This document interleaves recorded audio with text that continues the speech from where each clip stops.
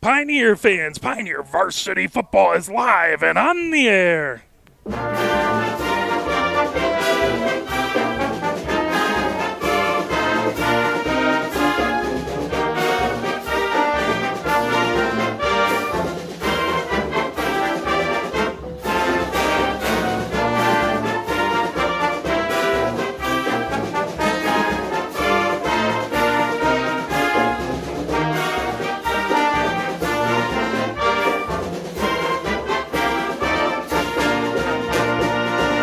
We are live here at Hollway Field, where it is Pioneer taking on the Saline Hornets. And taking a look at these two teams and how they've done thus far in the season. Pioneer coming off of 2 wins as they beat Adrian 27-17 in week 1, and then they beat Lincoln 22-20 last week. A game that a couple big fumble return for a touchdown and a couple other huge plays getting Pioneer the win. Saline is 2-0 as well. They beat Brighton 41-20. Hard game right off the bat, and then they played Dexter and won that one 34-14. Taking a look at the history of this rivalry, they've played 30 games against each other. Pioneers won 9, Saline has won 21. If we take a look at the past 4 years, last year Saline beat Pioneer on September 8th, 56-0. Then they played in the playoffs on October 27th, and Saline won that one 56-14. In 2022, on September 30th, Saline won that one 56-0. In 2021, Saline won 41-0. And in 2020, it was just a playoff game, 56-7, Saline won. Pioneer's last win came in 2012. That was a 7-6 win by Pioneer. That a little before the time of our color commentator, Ryan Williams here. So, unfortunately, you did not get to have a win versus this Saline team during your time. I do not believe I have ever seen Pioneer defeat Saline. It's like we were talking a little bit earlier, right? I was big. It's like Hulk Hogan in the '80s. Like, you can do whatever you want. You can hit him with brass knuckles. You can cheat. You can just try super hard. No matter what happens, Hogan always wins. Yeah. He drops a leg on you and you get pinned for the 1-2-3. You know, football is like a funny shaped object. Like, it bounces in lots of different funny ways. Sometimes with fumbles and with deflected interceptions, but Saline's is just a monster of a program, right? Yeah. You're going to need a lot more than a few bounces that go your way to defeat what we could all call like a juggernaut, for lack of a better term. Yeah, I think they've lost one SEC game in the last, 5-6 years? That's crazy. Alabama hasn't even done that, and they're in the real SEC. Yeah, so you're going to need a perfect game here. Pioneer has a 14-game losing streak to Saline. Overall, Pioneer has won 445 games, lost 230, and six ties for a 656 win percentage. Saline, very close, 439 wins, just 6 shy Pioneer, 243 losses, so just 13 more, 11 draws. They have a 641 percentage. Points for this season, Pioneer with 49, Saline with 75, so Saline with 26 more points. Points against, Pioneer 37, Saline 34, so that's pretty close. Saline allowing 3 less points out there. What do you think the most important part for Pioneer to try and get a win here is? Is it offense? Is it defense? Is it taking care of the ball? What do they really have to do to try and at least keep this game close? Well, that is the question, right? I mean, if I had a great answer, I'd be one on the field coaching, right? but I do believe that.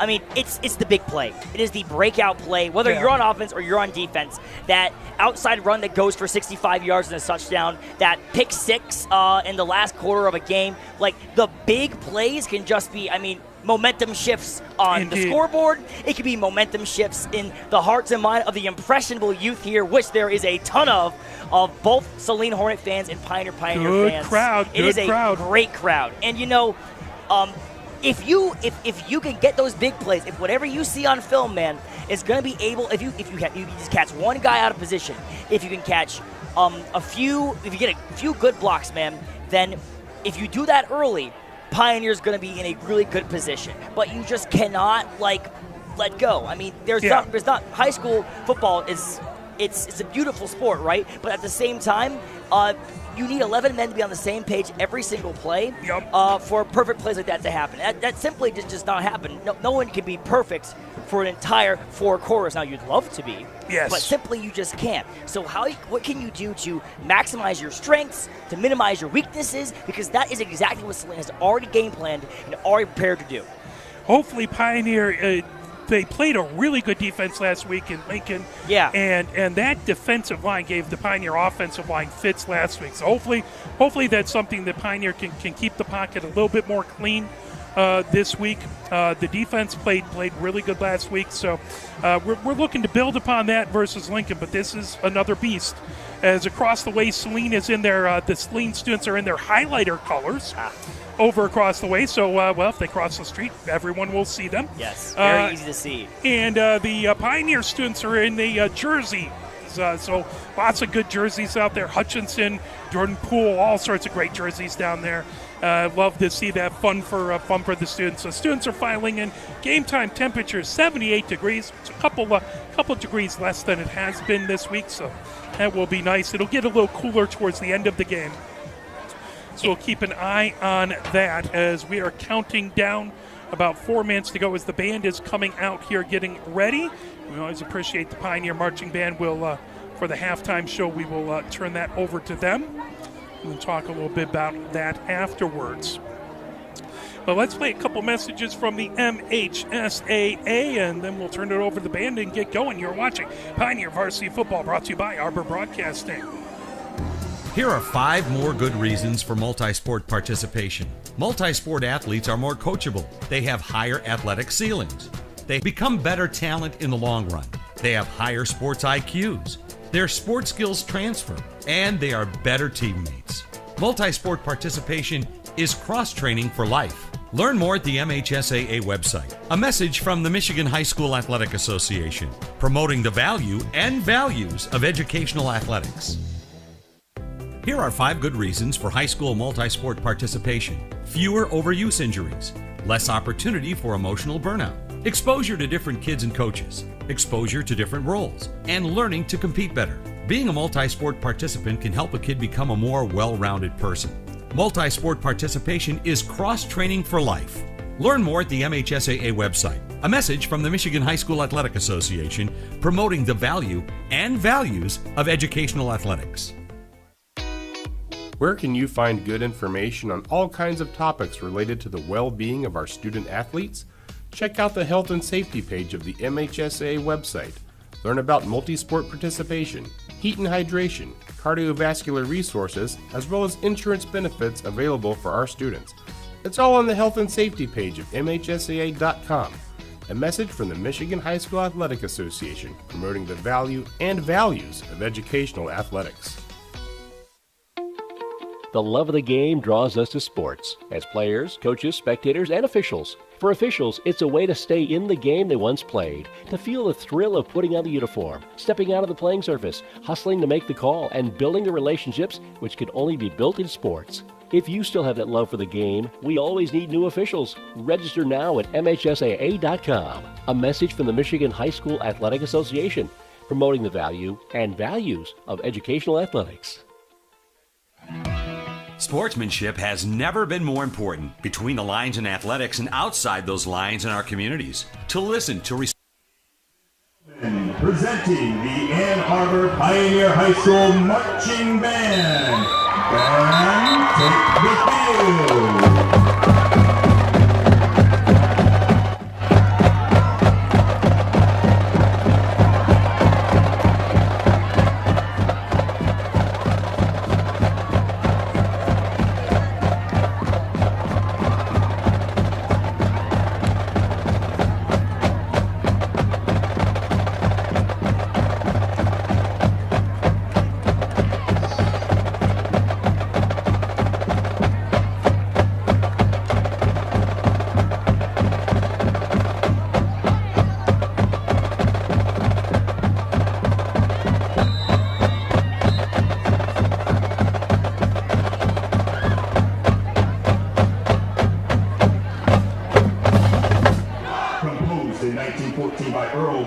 Pioneer fight song, Push On!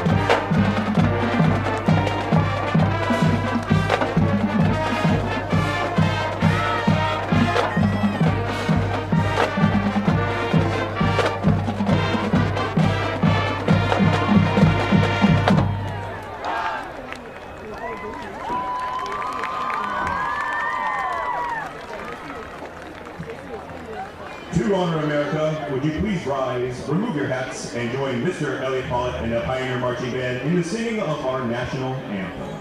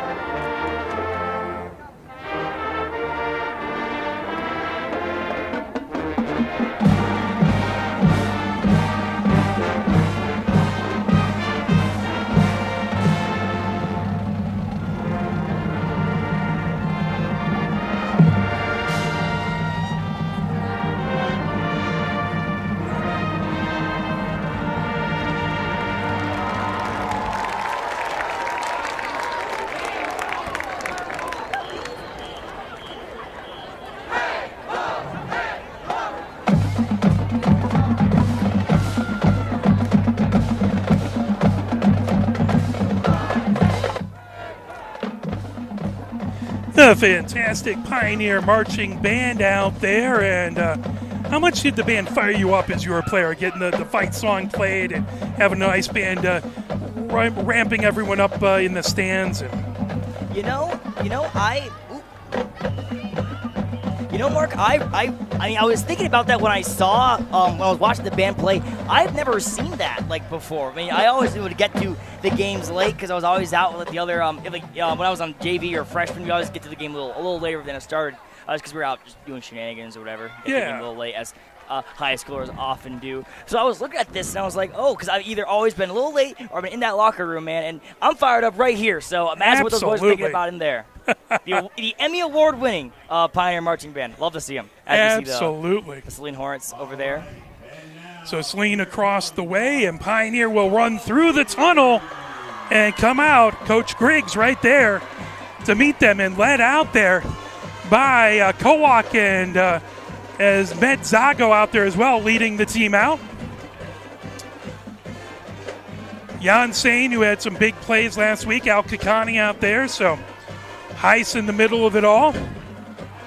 Pioneer hoping to have a good game versus Saline. Now, the Saline students have made a prognostication, if I can speak properly. They have 3-0 up there across the way, so they're expecting an easy win.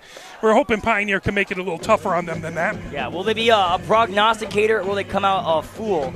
That is the question here today. Notre Dame not in the stands, but maybe looking down upon us, figuring either shaking his head or not in it.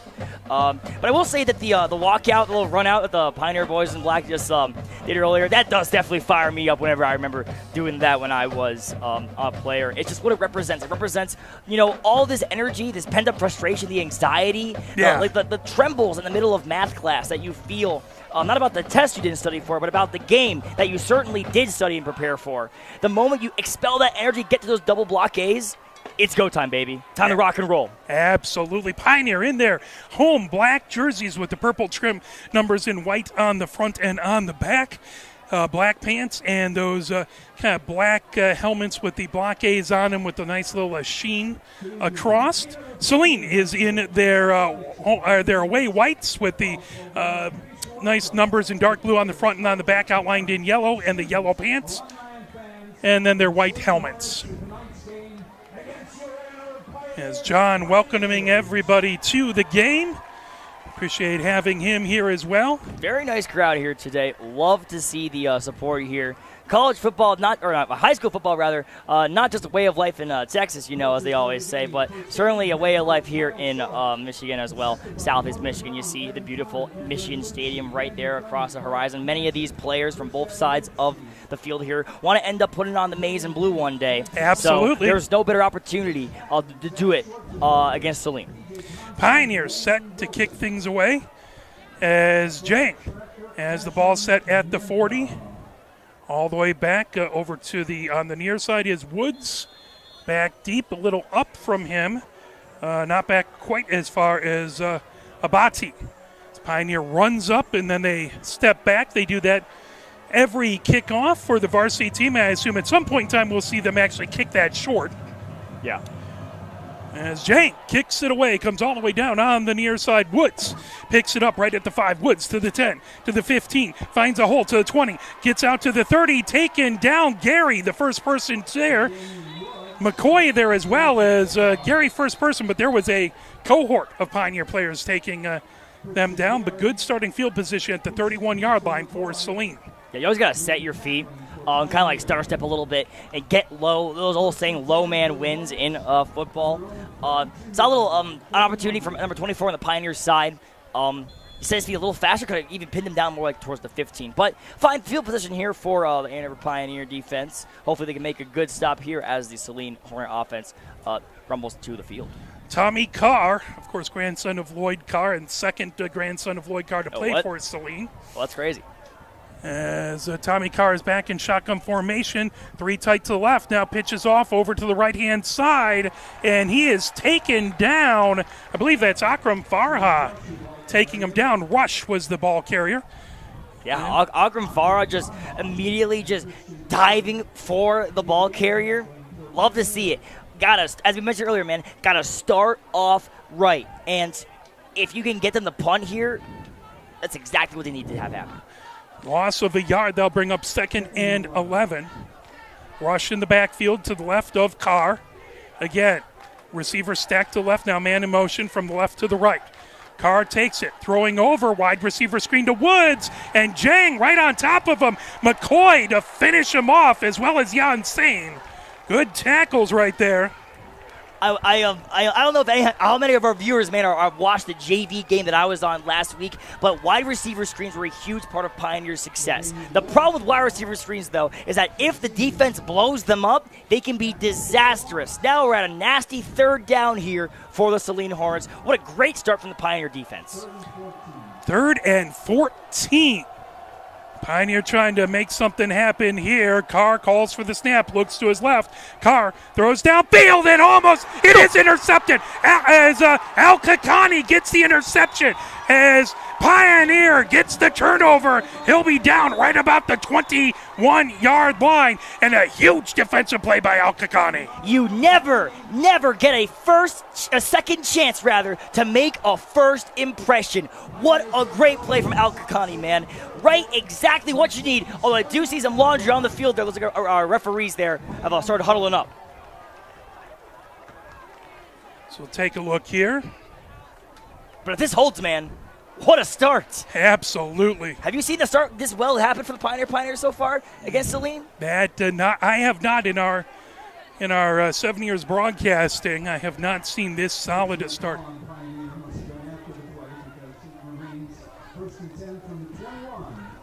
So 1st and 10 from the 21. Again, that was Akram Farha, Al Kakani reading the eyes. Oh, yeah. And getting right there where he needs to.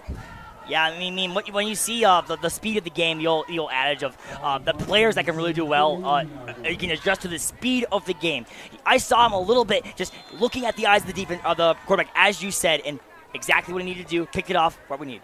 Akram Farha split to the left, Malik Farha to the right. Hand off is coming to the near side as Casares trying to plow through he'll get to the 40. That'll be a loss of 1 as a number of Saline players right on top of him. Always try to establish the run early. A lot of your plays are scripted. First 10 or so plays scripted as always. You're trying to see how they adjust to these outside runs. Interesting what the script will call for here. I assume another run, but also be some something more deep. Pioneer starting off in I formation. You see a lot of shotgun in high school football. Yeah, I mean, you got to pound the rock, man. You got to really set the tone early, but we are in shotgun now. Medzago and Al Kakani wide to the left. Akram Farha tight to line of scrimmage to the right. Shotgun formation now. Al Kakani in motion. Heiss calling for the snap. Takes it. Heis stepping back. Heis looks to his left, throws over the middle. Al-Kakani has it. Al-Kakani gets out to the 35-yard line. Yep, they'll mark him at the 36-yard line. That will make it a gain of, at that point, 4 or 5. Yeah, man, Hamadi Al-Kakani. Make it third and 6. The drag routes, if you can get a little drag route, you just motion up in front. Love to see the motion and try and see to read the defense. And just Al-Kakani, man, just a little mini drag route. Get your chip yardage. Makes his third down a whole lot easier. 3rd and 7 for Pioneer. 2 receivers to the left, Medzaga widest there. 2 receivers to the right, Akram Farha the widest. Shotgun formation for Heis as he has Casares to his right. Heis takes it, looking to his left, throws out to his left, and it's intercepted, picked off. As running the other direction out there is Ross. Ross still going down on the far side, and Ross will take it all the way. A pick 6 for Saline, and things were going so well, and Saline's defense comes up with a interception, but they take it all the way to the house. Big plays, man. It is the big play. Football is a big play sport. You call it the game of inches until it turns to the game of miles. And what a phenomenal job there from the linebacker on the Saline Hornets to read the defense or offense, to catch the ball, run all the way down the field. Now, this is where real warriors are made, man. Do you give up here or do you keep fighting? I know what I would choose. Absolutely. So, Pioneer, good start, but they'll have to answer back off of this as looks like Carr is still out there with Rush. So it looks like they may be going for 2.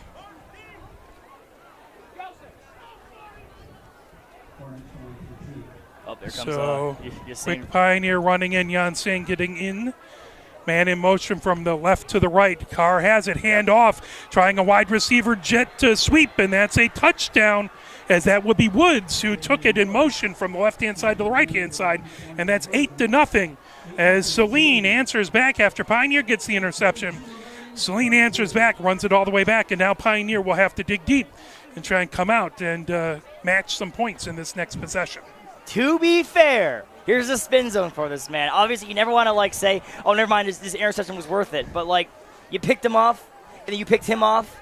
So, if anything, it's just like Saline scored their first drive. It just took a little bit more time, and they went a little bit more shenanigans than there would have been otherwise. But at the end of the day, it is about how you answer, right? It's a back-and-forth kind of game. Does Pioneer let another mistake happen, or do they answer back? That's the question, man.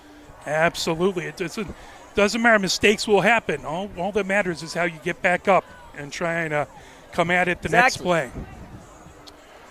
As back deep for Pioneer. Al-Kakani on the far side, as that is Yansing to the near side, I believe. Ready to get this kicked off. Back over there is Katsanika.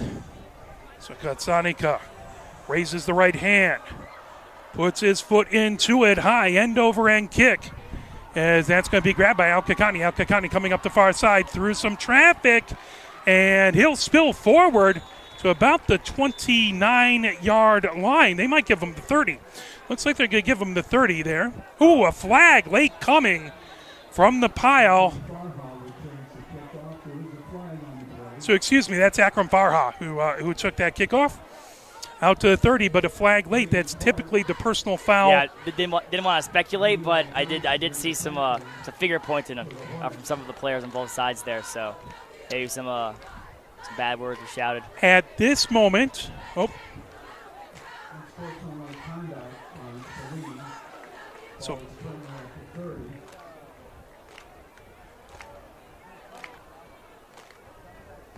So they're going to put the ball at the 30, and then they'll walk that off. Because that's going to come out to the 45-yard line. Personal foul, dead ball foul after the play. And that's going to give Pioneer really good starting field position. Yeah. Not quite as good as the first drive, of course, but good starting field position at the 45-yard line. Listen, bro, I'll take a short field any day of the week. All right? Absolutely. So the first field a little shorter than this one, but still what you want to be. The game at Lincoln, the first half, Pioneer was struggling with field position. Now Houseman in. So Houseman quarterback under center. Man in motion, Medzago in motion from the right to the left. Houseman takes it back, hands off, trying to come ahead. Casares will get close to the line of scrimmage. No Saline way. saying there's a fumble. No and way. there is a fumble, and that is Saline's ball.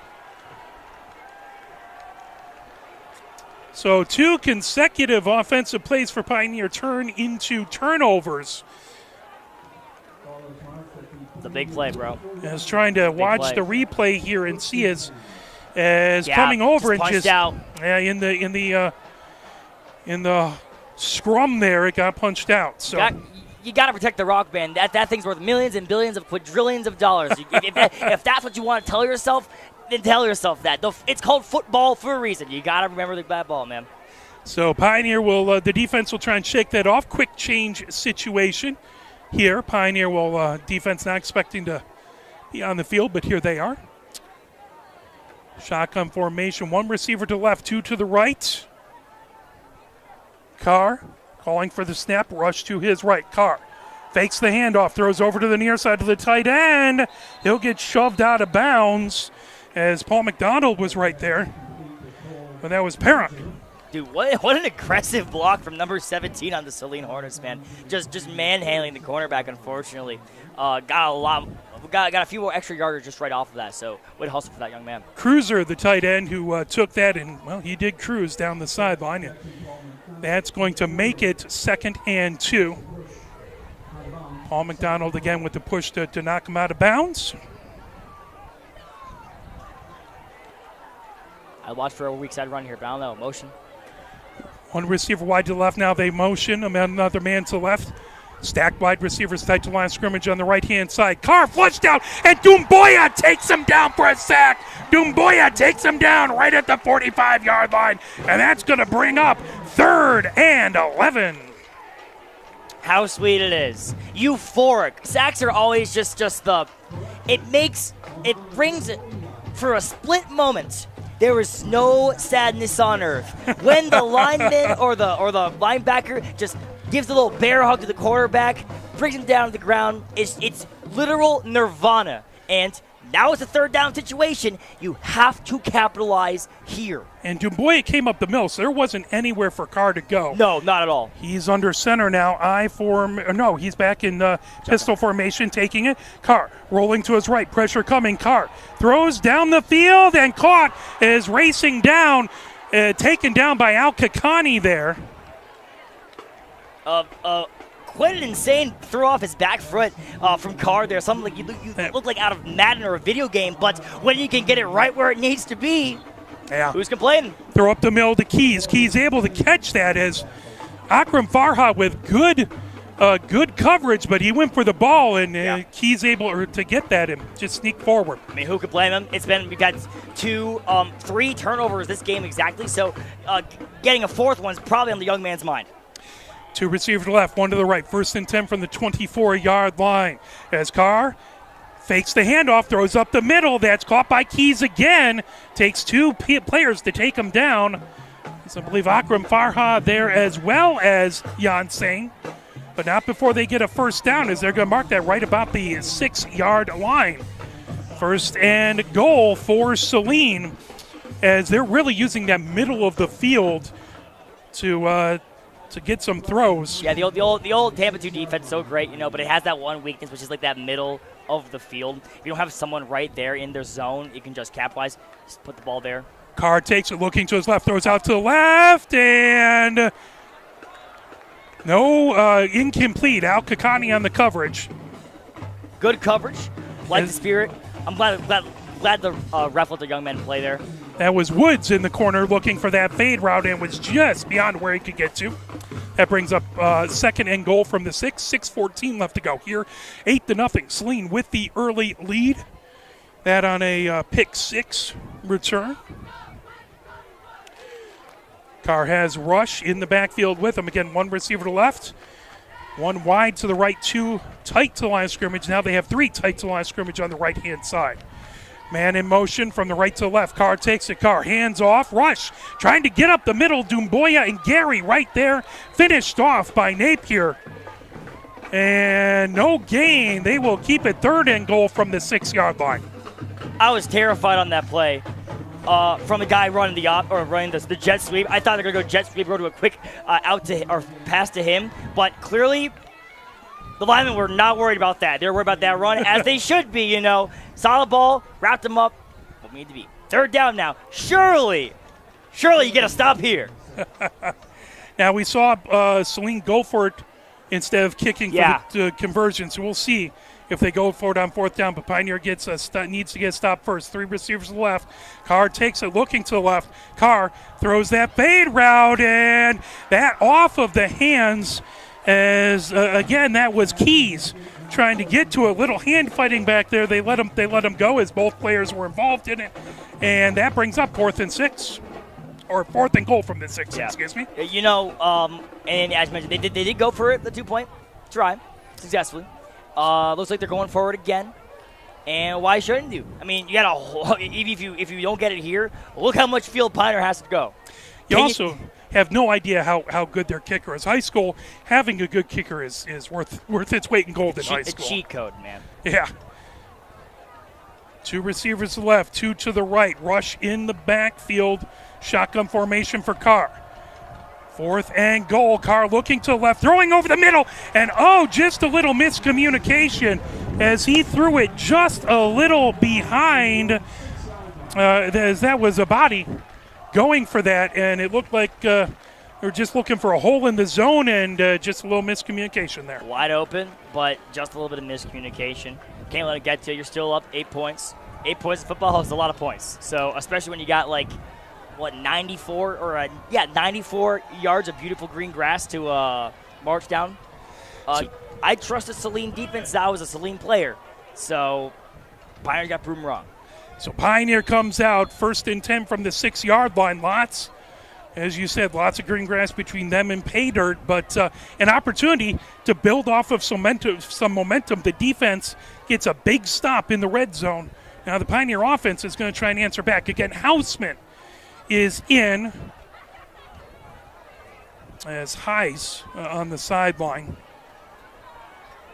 So Houseman, he has Casares back behind him. 2 receivers to the left, none to the right. Now Al-Kakani in motion. Hand off to Casares. Casares trying up the middle. He has some room. He's out to the 15, spills forward. They'll mark him out to the 17-yard line. And that will be a 1st down for Pioneer. Good job getting some room back there to work. The O-line, man. Bro, no one gives them credit. It's the most unsung, they're the most unsung heroes in all professional sports. They made a phenomenal job of moving that A-gap, making it as wide as possible for our running back to get through, man. And if you can keep doing that, if you can do plays like that over and over again, you set up for that play-action pass. And you got to be able to make some big plays happen. See Garcia out there, Frost.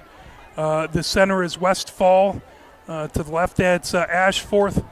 And then I believe Conley, the offensive line out there. 2 receivers to the left, tight end tight to the line of scrimmage on the right-hand side. Houseman back in shotgun formation. Casares to his right. 8-0, Saline with the lead, 4:37 left to go. Al-Kakani in motion, hand off to Casares. Casares bounces as he's still up, as he's getting past the 20, as a good job bounced off of contact and found room and kept his feet turning. You got to make chicken salad out of chicken bones, we'll say. Indeed. And that's exactly what he did. Do you give up? No, I mean, if you're still standing, you play until the whistle's called, man. That's what I was taught, and it seemed like that's what they were taught too. Great job there from that young man. Even if it was just 6 yards, you never know. Absolutely. So gain of 4 on 1st down. That brings up 2nd and 6 from the 21-yard line. Good hard running there from Casares. Hopefully the offensive line and the team can build on that. Medzaga wide to the left. 3 receivers tight to the line of scrimmage on the right-hand side. Saline linebackers, 4 down linemen, tight to line of scrimmage. Linebackers, 1 creeping up on the left-hand side. Saline looks to be showing blitz. Now Al-Kakani in motion. And there's a whistle, and game here.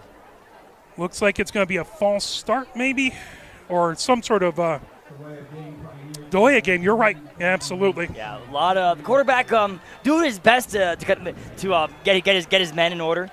Get the boys where they need to be, but, just took a little bit too much time. It happens, man. And, one of those mistakes you really don't want to have. Makes a coach's heart engulf in fire and fury, but you move on. It's tough, especially not having a play clock right on the field. Yeah, exactly. You got to go with the ref's hands. Sometimes you don't see him. I mean, I'm not worried about the ref. I'm worried about the defense, right? So hardly blame him. 2nd and 11 from the 16-yard line. Houseman in shotgun formation. Casares to his right now. Kakani in motion. Stops. Same play as now Casares has it, and he's double-teamed, taken down. First player there was, I believe, Sidoff was the first player over there. Yeah, Sidoff completely just ripped the edge apart, just got right for the left tackle, man, and just shot for the heart. So, big play here. 3rd and 11. Let's see where they mark the ball.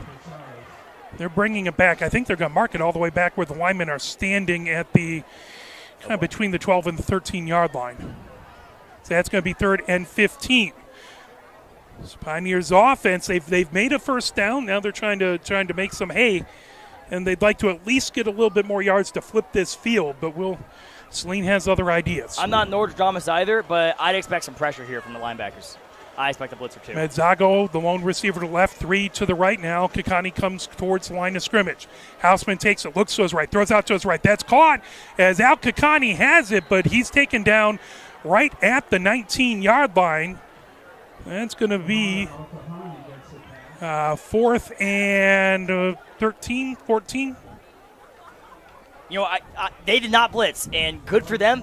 That's why I'm not calling the plays on defense, because he was right there where he needed to be, that linebacker, right in his zone, caught him right under the drag route, got the tackle, got what he needed. Now our boys got a punt. 4th and 15. As back to kick for Pioneer, Wirasinga. Back deep to return for Saline is Woods. He's standing right at the Pioneer 48-yard line. Clock down to 1 minute, 22 seconds. Flag on the play. Woods comes over, grabs it right at the 49-yard line, spun around twice, still on his feet, as there is Lowenschutz and Dumboya on the tackle right at the 40. They'll mark him at the 50-yard line. We'll see what the flag was about right at the line of scrimmage, though. See it on both sides of the line judges. Don't want to speculate. I mean, I'm 1-0 right now and speculated might be offsides or something. It was right at the snap, so it was either an offsides or maybe a illegal formation. Hoping for the offsides. Yeah, my reputation's on the line here. And even so, it wasn't a bad return, so that's false start Pioneer or illegal formation Pioneer. So the question is, are they going to force him to kick it again, or are they just going to take it?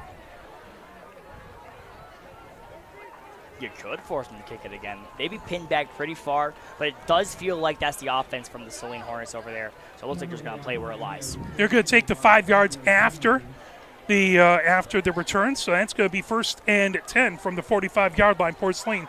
They're up 8-0, 1 minute, 12 seconds left to go here in the first.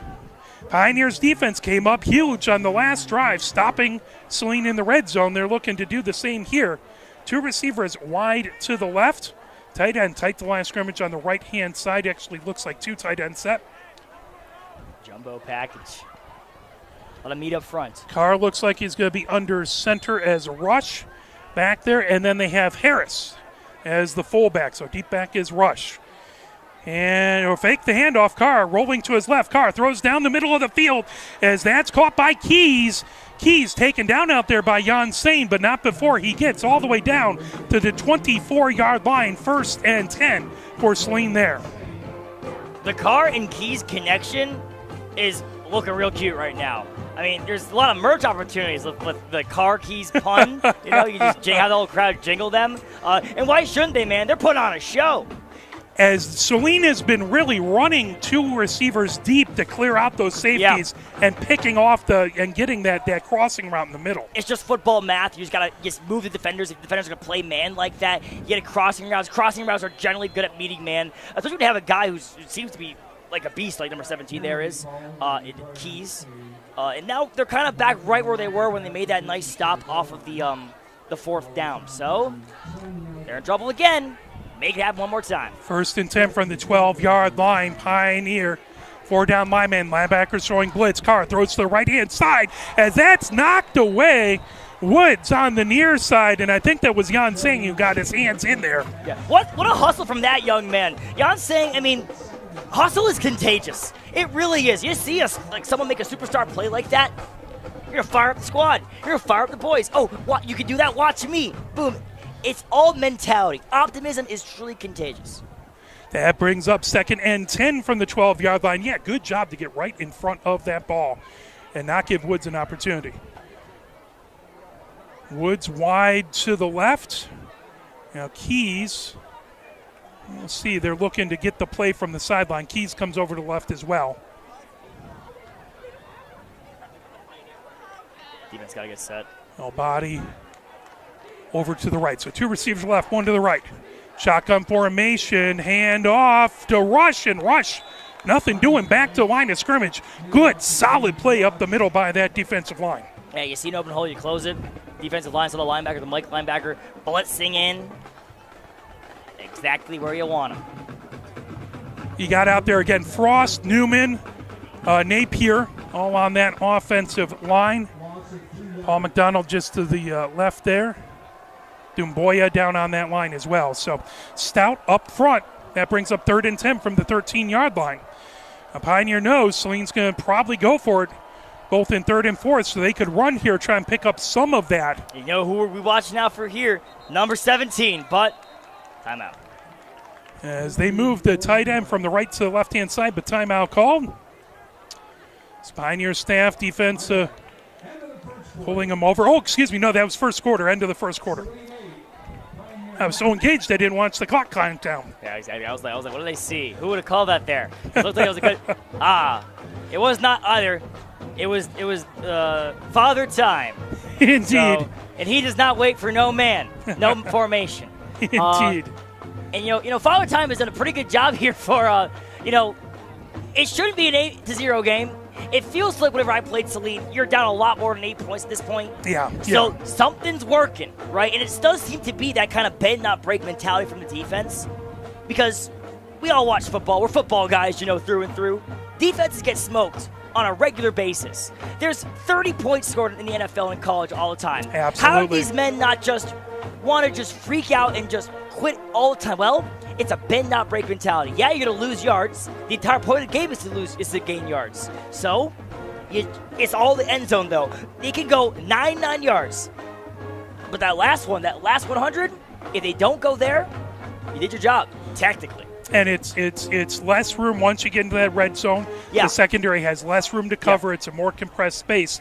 And with that line really working well against the run, Pioneers really forced Saline to make their hay on the pass. And they've done it with a lot of over the middle and through the middle routes. But we'll see what happens here. 3rd and 11, 12 minutes up on the clock. 8-0, Saline with the lead. That on a interception, pick 6. Saline trying to get their offense on the board here. Pioneer trying to get another big stop. Tight end, tight to line of scrimmage now. Carr rolling to the right. Carr looks to his left, throws across his body, picked up by Keys. Keys trying to come over. Keys makes a move, still on his feet, and he will score as that is 6 points for the Saline defense as Keys got just enough blocking forward as the wide receivers did. Good job getting in blocks, and that will make it 14-0 here. 11:51 left to go here in the second.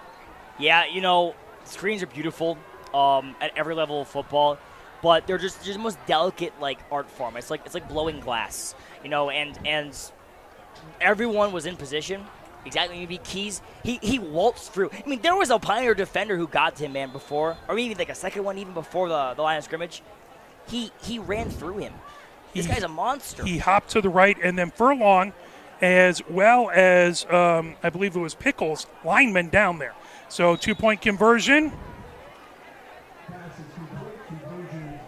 Complete, and that will make it 16-0. So 2-point conversion good for Saline. Pioneer down 2 scores now. Saline has 1 defensive score, 1 offensive score. They've gotten both 2-point conversions, and now the Pioneer offense comes out. They'll take this. They'll take the kickoff and see what they can do with it. your defense has played well. You just need to make sure you force Saline to go the entire length of the field. Yeah. It's the offense has to come in clutch here. Mm-hmm. I mean, again, cliche, but we all know it. You got to establish the run. I mean, you had some pretty good runs earlier in that one drive with Garcia up the middle a few times, but they're getting blown up a lot. And if you know you can't run, that's when you're dropping back half the gang. That's when you're dropping back a guy wearing number 55 or number 90 or something because you know you can't run it. If you establish the run, it makes the defense coordinator's job a whole lot harder, man. And you just got to get forward progress, just keep going down the field. You got to score some points as well. Back deep for Pioneer on the far side, Yansane. On the near side, that's Akram Farha. Kicker there, Katsaniak. Raises his right hand, puts his right foot into it, end over end kick, coming down towards Akram Farha. He gets it at the 5, out to the 10, out to the 15. Akram Farha trying to get through the middle as he will spill past the 15. He'll get out to the 19-yard line. There's a flag again right afterwards as some Pioneer players clapping. Craig Newman, number 44. I saw that block, brother. If you're watching back in the future, I just want to let you know I saw that block. That was pretty good. It didn't get that much more room, but I saw it. That was nasty. Good job, boy.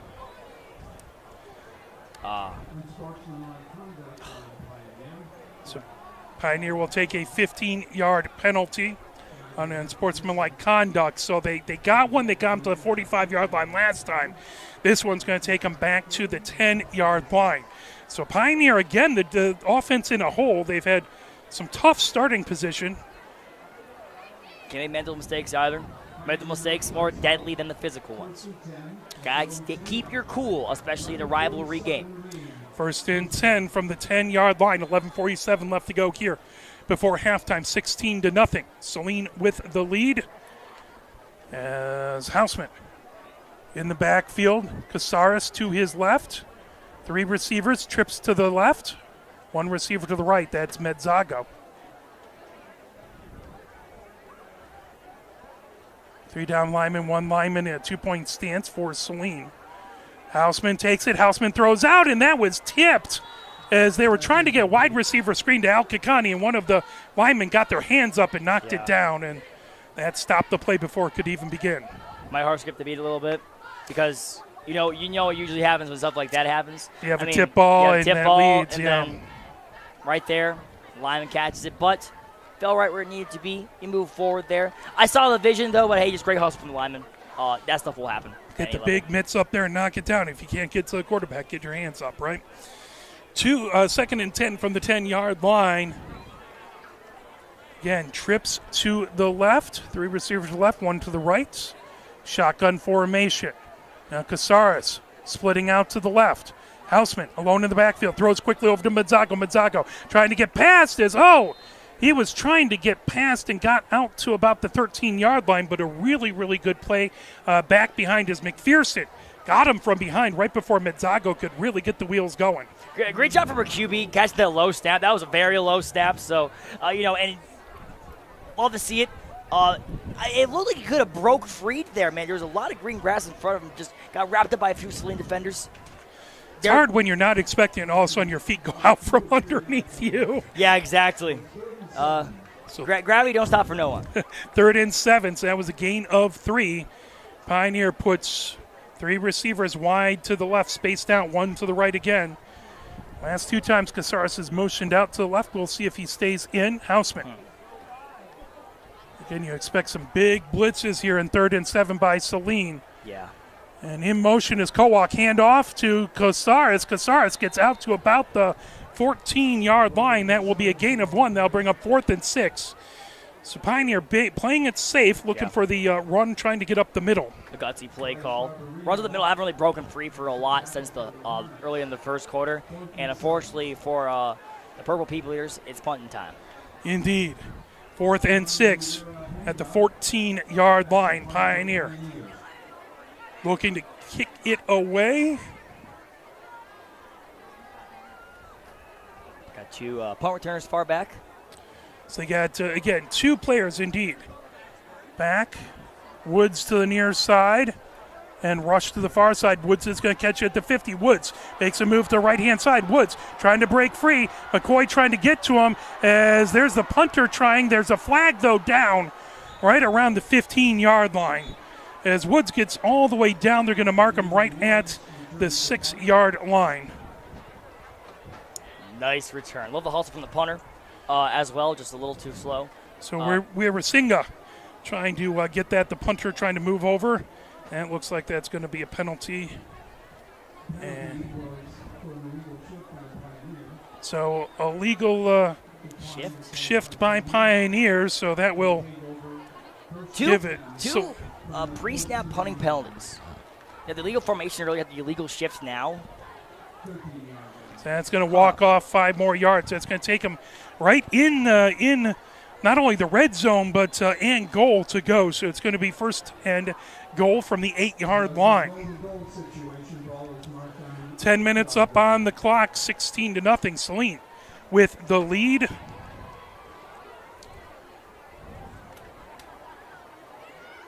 One wide receiver wide to the left. Again, trips tight to the line of scrimmage to the right. Hand off to Rush. Nope, sorry, that was a fake running through. And Carr takes it in alone. The defense and me bit on the run fake, and Carr splits out to the left and runs it in himself. Don't feel bad. I got faked too. So, unfortunately, that is going to make it 22-0. Saline with a very short field, able to turn it into pay dirt. Now they're going to try another 2-point conversion. At this point, you got to assume that they don't have much of a kicking game, or their kicker might be injured at this point if you're consistently going for it, or you just think you want to work on 2-point conversion plays, I guess. Exactly. I mean, I will say their kickoffs are pretty good. Yeah. So maybe that just guys little kickoff specialists, or maybe they just want to work for their 2-point conversions for the playoffs, man. Nevertheless, not the position you want to be if you're the Amber Pioneers, but the position they found themselves in right now. Trips to the left, one receiver wide to the right. Rush in the backfield in shotgun formation with Carr. Man in motion moves to the right-hand side. Carr, man in motion going back the other way. Jet sweep, hands off, trying to get there. Racing back, still on his way, trying to come up is Mbati.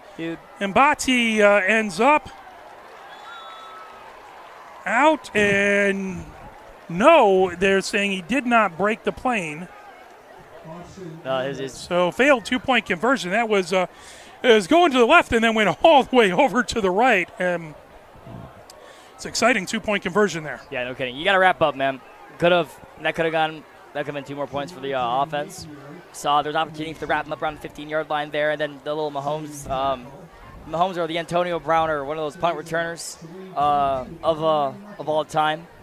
The end-around shenanigans, but no dice. Indeed. Good job sticking with it, because it's easy to get caught going one way and then the other way. So good job by the defense. Just getting out of position on the far side. Sometimes you just kind of like waltz there. Oh, it's not calling me. I'm just gonna chill. Just metaphorically, just play on my phone, for lack of a better term. But you're still on the field, man. Watch where that ball's going, because it can come right back to you at any point in time. So absolutely. At the very end, love the hustle. 9:55 left to go here in the second. 22-0. Saline. Yeah, they've put a couple good drives together. They had a punt return for a touchdown. They had an offensive drive for a touchdown. Then they got the ball at the 8-yard line and was able to punch that in. Back for Pioneer again. Jan Sain on the near side. Akram Farha on the far side. As the kick here from Katsanika. It's spinning kick as that'll be taken by Jan Sain. Jan Sain trying to get blocked, goes over to the left-hand side, trying to get free and right back as he's funneled back into the defense, and he'll get out to the 15-yard line. 11 has the football. As that is good disciplined punt coverage there by Saline, not letting it shift back the opposite direction. So 9:47 left to go here, first and 10.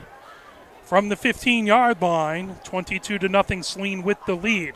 They tried to do the exact same thing that we saw earlier on 2-point conversion. I mean, the 2-point try ended up failing, right? But I saw the end around trying, but it was just the hustle from that first guy who missed to get back on his feet because it came right back to him. It's all mentality. It's mental. It's mental. It's nothing that they got the same 200 or so bones and organs that you do, man. You just got to use that big one in your brain. Just focus, concentrate. The football is a funny shaped ball. So it can go your way. 2 backs in the backfield, 1 wide receiver wide to the left, 2 to the right. As Houseman has Casares to his left, and Paul McDonald back there as well to his right. So max protect shotgun formation here.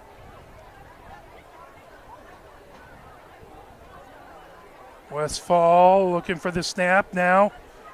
Casares goes off to the left and taken down. Handoff to Paul McDonald, and Saline was right on top of it. That was such a low snap, man. You really hate to see it. It just makes that exchange a little bit more that slower, and that's all the time they needed, those Saline defenders, to get 4 billion yards behind the line of scrimmage exactly to wrap them up.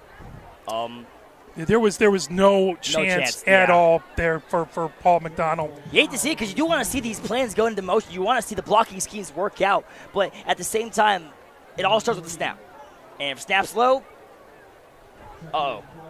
Medzago wide to the left. Wide to the right. I believe that's Malik Farha. Now Casares out to the right. Now that over to Paul McDonald. Paul McDonald running, and he'll get back to the 15-yard line. So gain of 3 there. That'll bring up 3rd and 10. Like the defensive scheme, leaving a lot of people in the flat. The flat is kind of just closer to the line of scrimmage, and a little farther out. The cornerbacks usually kind of lay. The outside linebacker just really did a good job. Just set his feet, got low, wrapped up, put him down. So it's you could tell. I could tell from up here how well coached the Saline defense is. Well, because you motion Casares out to the right to hopefully pull some defenders from that side and run to that side, and still they stayed home. Exactly. Again, 2 receivers to the left, 1 to the right, 2 backs in the backfield with Houseman. Saline looking like they're showing blitz. Houseman throws, and that's intercepted. And coming right in, that's going to be a pick 6 touchdown, as the interception by Ross is trying to go over the middle, and Saline takes that, and that will be 28-0.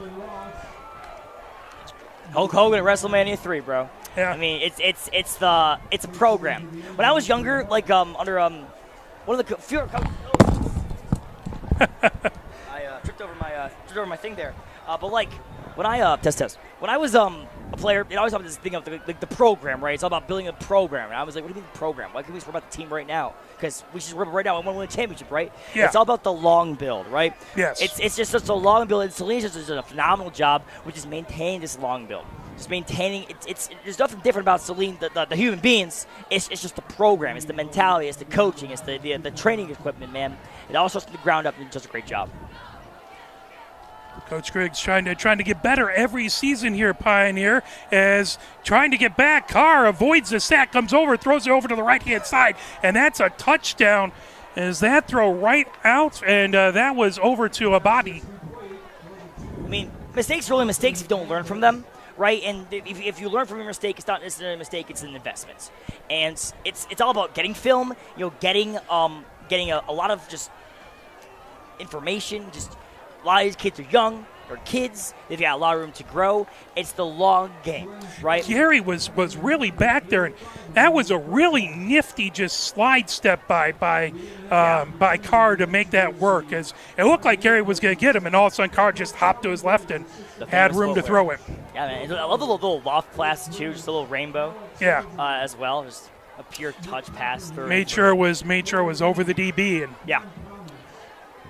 Jan Sain back to the far side. Akram Farha deep to the near side. Ready again to kick it out is Katsanika. Katsanika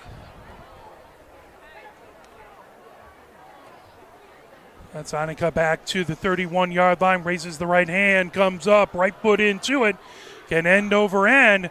And it's as both returners run into each other. As collision back there. So Pioneer will have the ball, 1st and 10 from the 10-yard line. And that's just the case of 2 players really wanting to make a difference and just maybe trying just a little bit too hard. And running into each other. Who called it? That's the question. Who called it? You guys, when you have two guys there in the backfield, you always got to call like mine, so you know, or whatever call you have to know to communicate. Football is a communication sport, right? And what could have been a nice little gain there became two gentlemen just bonking into each other. You hate to see it, man. Pioneer 1st and 10 from the 10. Seems like they've been starting from the 10-yard line a fair amount. Yeah, that's true. In this first half. Not where you really want to be, but it's where we're fighting ourselves. So, Houseman in shotgun formation. Casares to his right. Three receivers split out wide to the left. Medzago, the lone receiver, to the right. And timeout called. Timeout from the Pioneers. They want to talk things over. Let's play just a little push on and try and get you fired up for this offensive drive.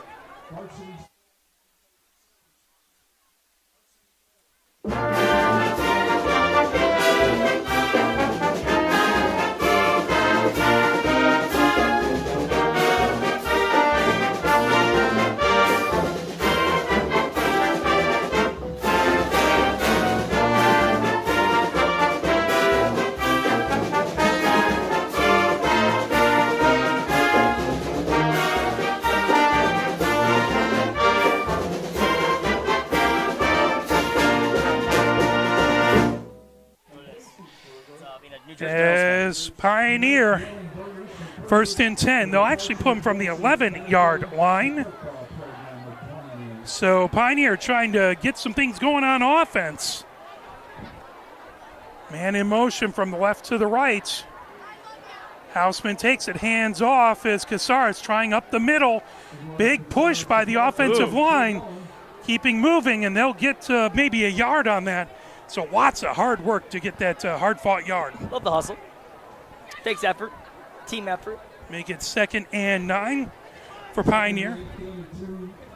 Or 2nd and 8, excuse me. They'll give them 2. 7:37 and counting here. It's 30-0. Saline with the lead.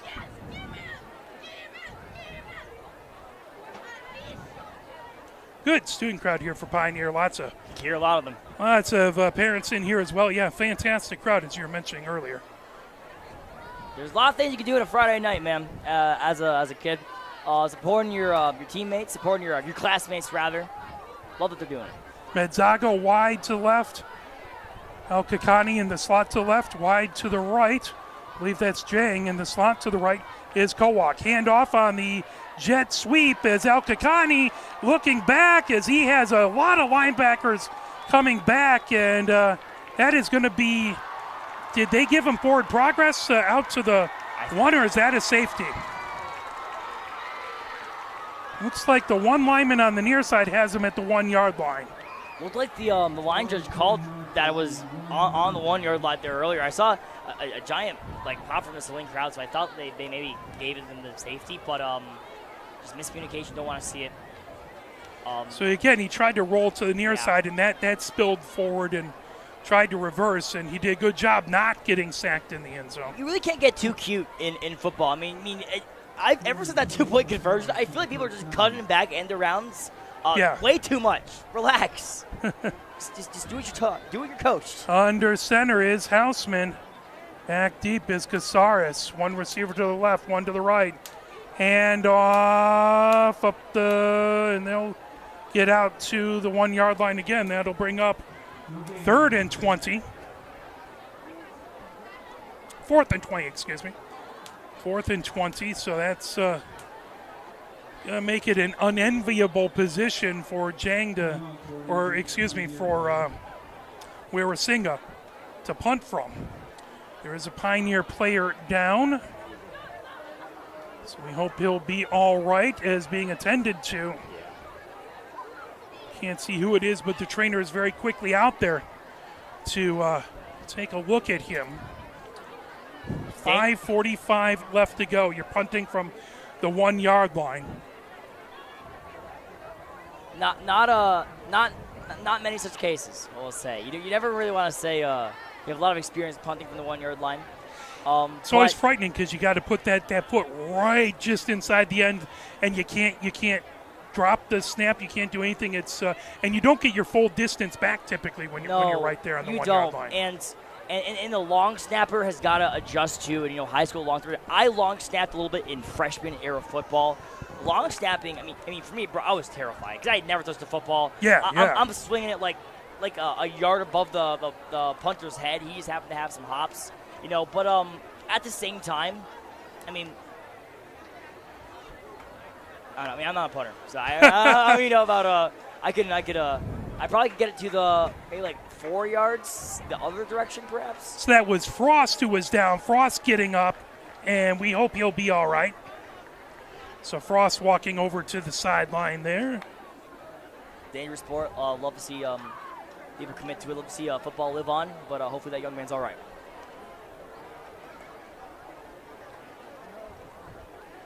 No idea what happened. That's a spot where it's easy to get your ankle stepped on, get rolled up on. Lots of things can happen when you're trying to keep it out of the end zone right there. Yeah, it's we got 22 guys just on top of you. So Wirasinga puts his feet planted right just inside the end line, and he wants to make sure he doesn't take a step back. You do not want to Dan Orlovsky this, my guy. Don't bring back those memories. From the 40-yard line, Woods back deep. Had a chance in that Viking games too, but that's okay. That's fine. Fake? As kick, and that will decent bounce hits. That's picked up right at the 43-yard line, and Akram Farhad trying to get him. Getting out of that is Woods, still coming forward inside the 30, as now he's gang tackled. They're going to mark him down right around, where are they going to mark that? Right about the 46, 47-yard line. You know what's crazy is that, you look right here in the replay, he's right there at the 43-yard line. It's just, you got to wrap up. It's the first step. When you try to make this big play, the young man's probably thinking himself oh, I'm trying to get this intercept, or I'm trying to get this fumble, trying to whale right through him. Just tell your step, wrap up, let gravity do the work for you. Surely the 11 has a football mentality. They wrap up, but that's a tough play too, because you're going as fast as you can, and you're trying to make the tackle, and then the player moves a little bit on you, and it's all of a sudden your momentum is taking you past rather than getting there. So it's tough being that first person to the punt returner. Doesn't have the Honda Odyssey, the auto braking system. Indeed. One receiver to left, 3. On the right-hand side, Carr back. Carr throws it all the way down the near side, and incomplete. Right off the hands. That was Woods coming down on that near side, and fade route all the way to the near pylon, and he just couldn't hang on to it. That would have been one for the highlight reel. That's surely what it Woods was just an inch closer, or an inch closer. That's a touchdown every day of the week, especially Friday. You can see, just through the hands. It had a good high drop to get past the DB too. So yeah, exactly. Pioneer happy that that one didn't get completed. Carr's a stud, man. He's really put on a clinic here. One receiver to the left, 2 to the right. Carr with Rush to his right. Carr takes the snap, hands off to Rush, up the middle. Rush taken down as down there. Newman got first to him. That's going to be right at, they'll give him, 4 yards? So that's going to be up to the 24-yard line. 23-yard line. Real nice double team from the left, from the Garden Center is there as well from Saline. Got a really good push. 3rd and 5. Carr takes it, throws over the middle, and there's Keys. He'll have the first down. Wrapped up immediately there, taken down. Good defensive play by Akram Farah. But again, enough for the first down is that over-the-middle crossing pattern.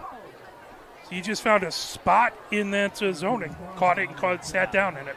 The crossing route king, we could call him. He's putting a lot of work in with that route. This is Car Keys Connection, as I have so dubbed it. Gotta run to the patent, U.S. Patent Office real quick. Indeed. Get trademarks. Need to go talk to a couple car dealerships. Yes, exactly. Carr takes it, looking to his left. Pressure coming. Carr throws it.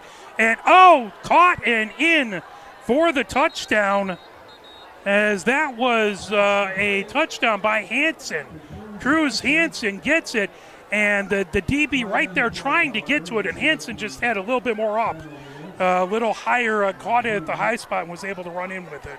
Yeah, I mean, we mentioned earlier about being able to, stop. I mean, right there, just playing the ball is number 2, man. Just Al Kakani was right there, and he almost has hands on it, but able to come away with it. Cruz Hansen gets the touchdown. I like the play. There's universe where it's deflected. Oh, look, there's a penalty on the Pioneers on that as well. So penalty in the backfield. That's going to be declined, obviously. 36-0.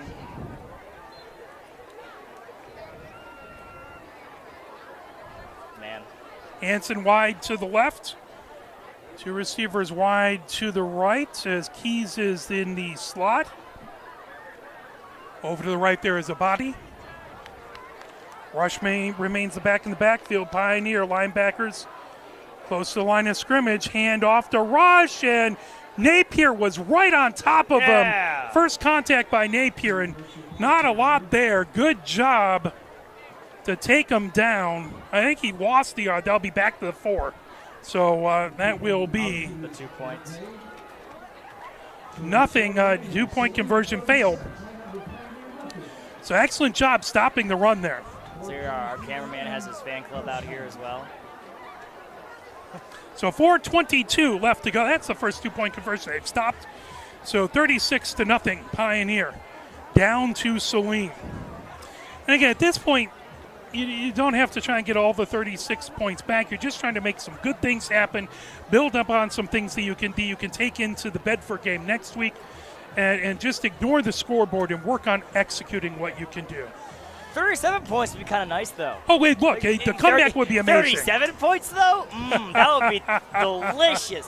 But it would be. In reality, it's a long season. 3-0 is beautiful. As a prognosticator in neon orange over there may have so dubbed. But 2-1 ain't that bad either.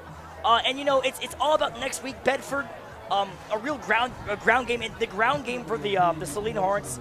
I mean, they've been getting a lot of mileage off the air. So if it's the ground-based offense, kind of like how we saw in the Lincoln JV game, a different scheme. Resetting the offense here will be very important, though, as well. That ball set right at the 45-yard line of Pioneer because of the penalty in the backfield on the 2-point conversion. So coming, Kazanika back, kicks it with the right foot. All the way back deep. Akram Farha is going to let it roll into the end zone. And, boy, it feels like coming out to the 20 feels like a luxury at this point for Pioneer. Yes. They have a little room to work out there. We did it! Yay! And, again, it's good on Akram Farha because it's tempting to try and want to run it all the way back. It's tempting to try and take that one great move. It's just, it's just like, all right, it's just watch this. I mean, you probably got your friends and family out there in the crowd as well. Always want to make some magic happen, but you got to stay disciplined. You know, you don't want coach yelling and screaming at you because being the first string kick returner is pretty fun. I could imagine was never me. But you don't want to let that. You don't want to slide down the depth chart if you get just tackling at the 1 or the 10 as we've often seen. 2 receivers to the left, 2 to the right. Houseman in the backfield. I believe that's Casares to his left. Houseman calls for the snap, takes the snap. Houseman looks to his right, throws out to his right. Malik Farha has it. He'll get out to the 30. Malik Farha, first down and more. They're going to mark him right about the 32-yard line. So good first down throw by Houseman to Malik Farha. First time they've got Malik Farha involved. Yeah, like that. It it stops the clock, moves the chains as well. Completions have been few and far between from the Pioneer offense. So you love to see one that gets any positive mileage happen. Set the tone going into the half. You do not get the ball at the half. That would be Saline. But at the same time, sets the tone. 3 receivers to the left, 1 to the right. Houseman calling for the snap. Low snap because it's Houseman trying to fall on it. And Saline says they have it, and they do. So that's going to be Saline's ball right at the 28-yard line. And now the Pioneer defense, again, has to come out and try and get a big stop on Saline as it was just a low snap. And his momentum Houseman was trying to get that snap and take a couple steps back, and his momentum, he just couldn't get back on that ball. He did everything he could, but the Saline defender right there. Man, come on. It's so rough when that happens. It's so rough. You see how quite a few of those snaps this game as well. Although, at the very least, you know one thing to work on. And just leaving that in your mind and saying it's like, all right, this week is going to be snap week, where it's like you just get the ball snap, you practice it, you drill it into the young man's mind, just getting that nerve out, because you don't want him to, like, get, like, all confused. He can be a phenomenal blocker. You don't want his blocking skills getting in the way of just having a coachable opportunity here from the young man. Something to look out for next week in practice. And that's tough also, because you don't have highs here since the second drive. As, coming back, Carr pressure coming from Napier. Go. As Carr throws it, and he got out. I don't know if that got back to the line of scrimmage, honestly. Number Woods was over there. I don't think it got back to the line of scrimmage, but I think Woods was in there. So receiver in the area. So wise play by Carr to just throw it at the feet. Great pressure back there by Napier, and I believe that was Dumboya back there as well. 4:07 left to go here, so incomplete pass stops the clock. 2nd and 10 from the 28-yard line, 36 to nothing. Saline with the lead. As again, and Pioneer on a different quarterback, so sometimes that makes the exchange a little tougher. Yeah, as well. 2 receivers to the left, 2 to the right, to 2 receivers to the left. Tight to line of scrimmage stacked. Rush to his right. Carr hands off to Rush. Rush trying to get the edge. There's a block there. Rush will get down past the 25-yard line. They're going to mark him down to the 23-yard line. It looks like that's going to be 3rd and 5. Listen, I'm an old lineman. I love blocking. Number 71, Ian Thieslin. He likes blocking too. I just want to call that out. I mean, obviously we're a little biased here. We want the purple people here to win.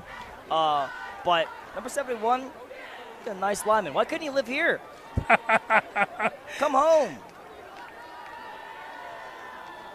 Again, receiver now man in motion from the right from the left to the right. Taken by Carr. Carr looking down the field to his left. Carr flushed out. Now comes over to the near side. Carr comes over to the far side now, trying to get away from Paul McDonald. That thrown into the far corner, and touchdown. That was was a heck of a play on the run, and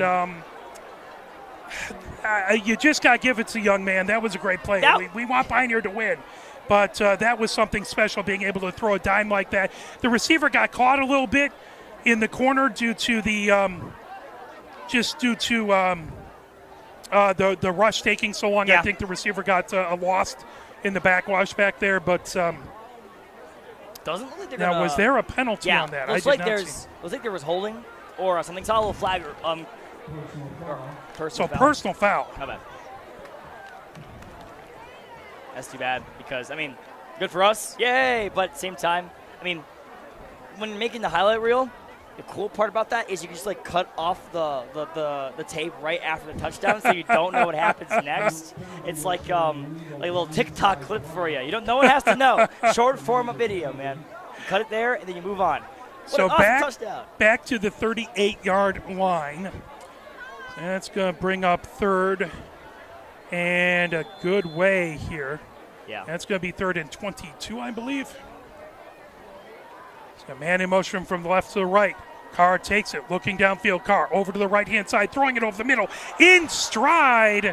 That caught, and that was, again, a beautiful, as that was Woods who caught that, and just over the middle, just over his shoulder, too. That was, unfortunately, very impressive. Yeah, speed demon, man. Woods is. There is a flag in the end zone as well. Oh, boy. So we'll see if that was on Pioneer, if that was like a celebration afterwards. Like As couldn't see the flag being thrown on the replay. The officials talking things over. 3:47 left to go here before halftime on the board right now, 42-0. So we will have a running clock in the second half unless Pioneer is able to get it under 35-point differential. There was to be very specific, if there was like a crossing route Olympics, there's a lot of gold medalists on their wide receiving core. I feel like they're getting a whole lot of mileage just off of just burning the cornerbacks in the middle of the field. I feel like they've done a great job of setting the run. I just feel like the middle of the field is just always open. And whatever, if it's just God-given arm talent from Carr, if it's from a great offensive scheme, that ball is just almost always getting into receivers' hands. And it's So the touchdown counts, 42-0, and Saline comes on for the 2-point conversion, but personal foul or a 15-yard penalty after the completion. So this 2-point try, now they do have their kicker out. oh boy. So this is back from the 17-yard line. So now back to kick is Katsaniak.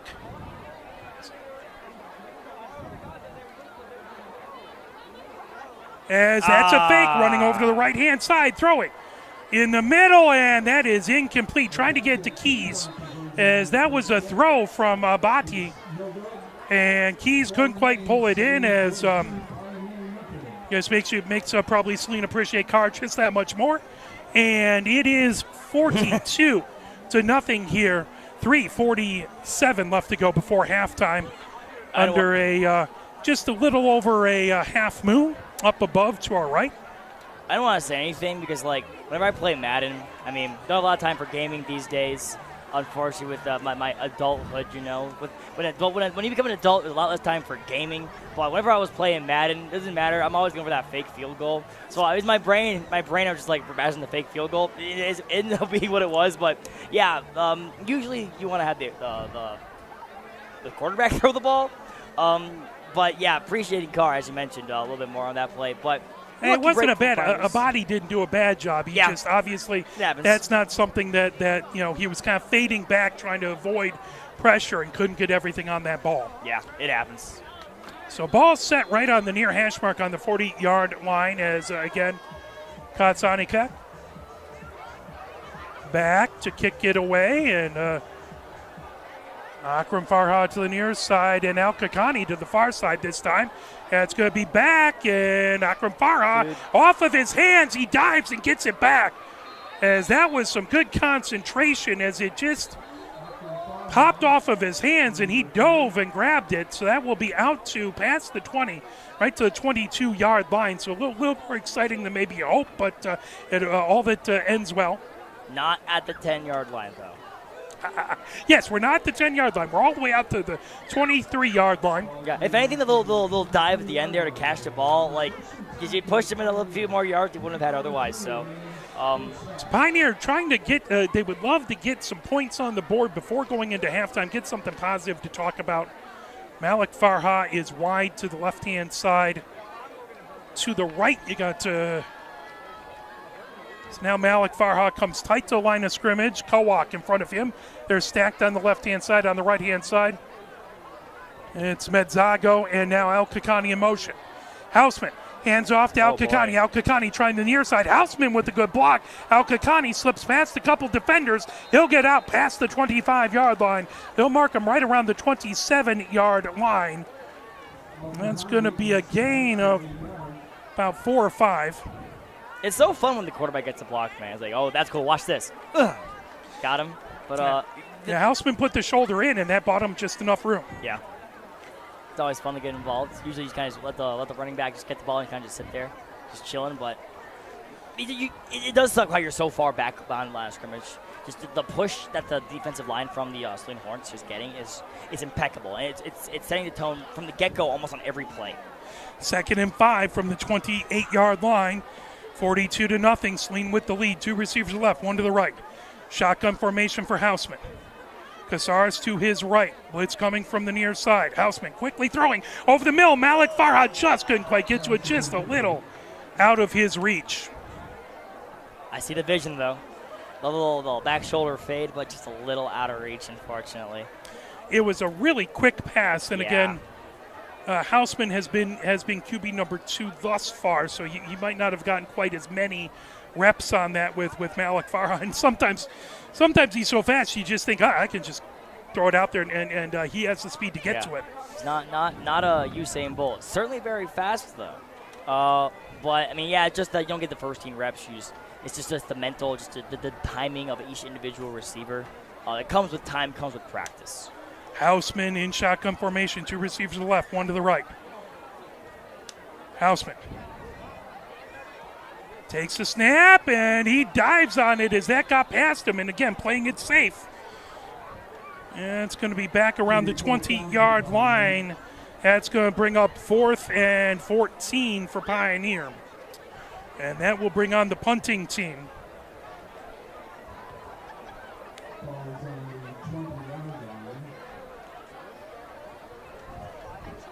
So it's not easy to have to come in as the backup quarterback, especially against Saline. That is kind of a brutal, thankless job to come in. Yeah, I don't want to call it a nightmare because it's like a blessing in disguise. Because you're the next man up. Yeah, this is what you go to practice for. I mean, you're expecting you can't just expect to be clipboard Jesus on the sideline the whole time.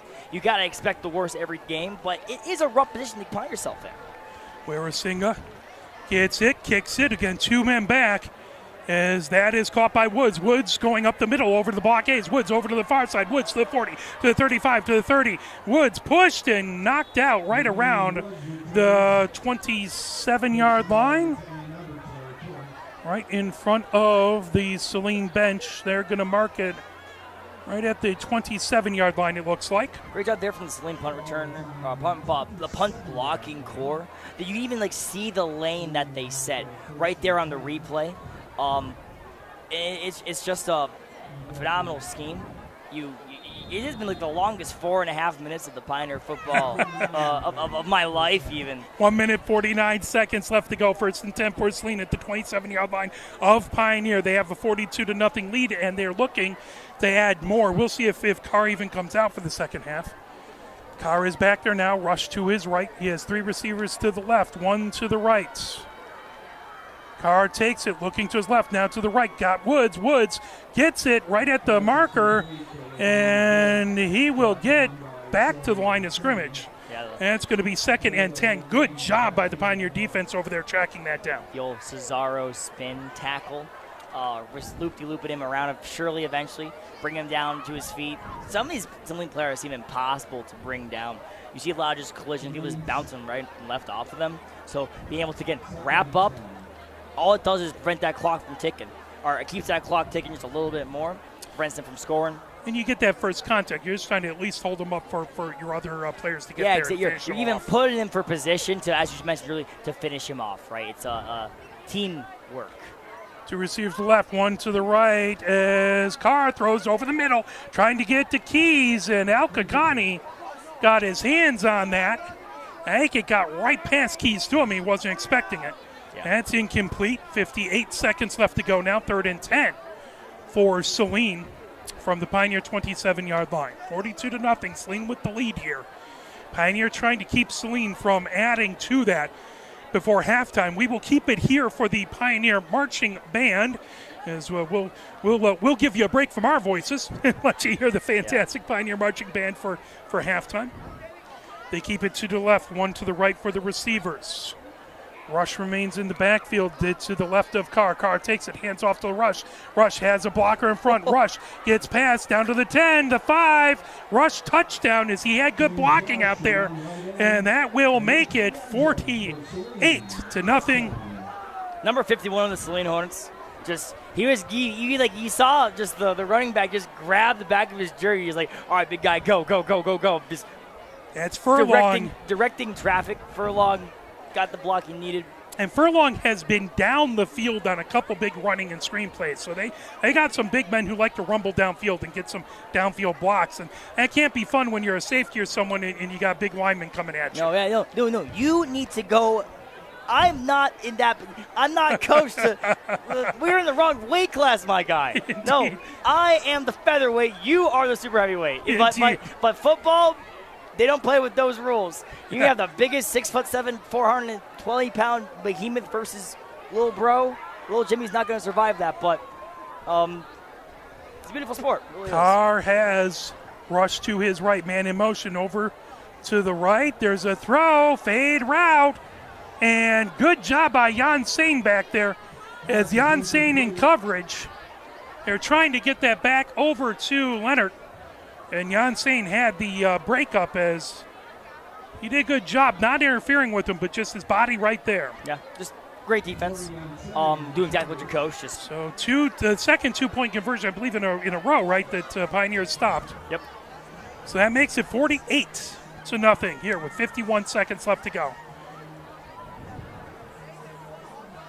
Saline has all 3 timeouts, so Pioneer will have to make some things happen on offense as you wonder if Saline will call timeouts to try and get another offensive play.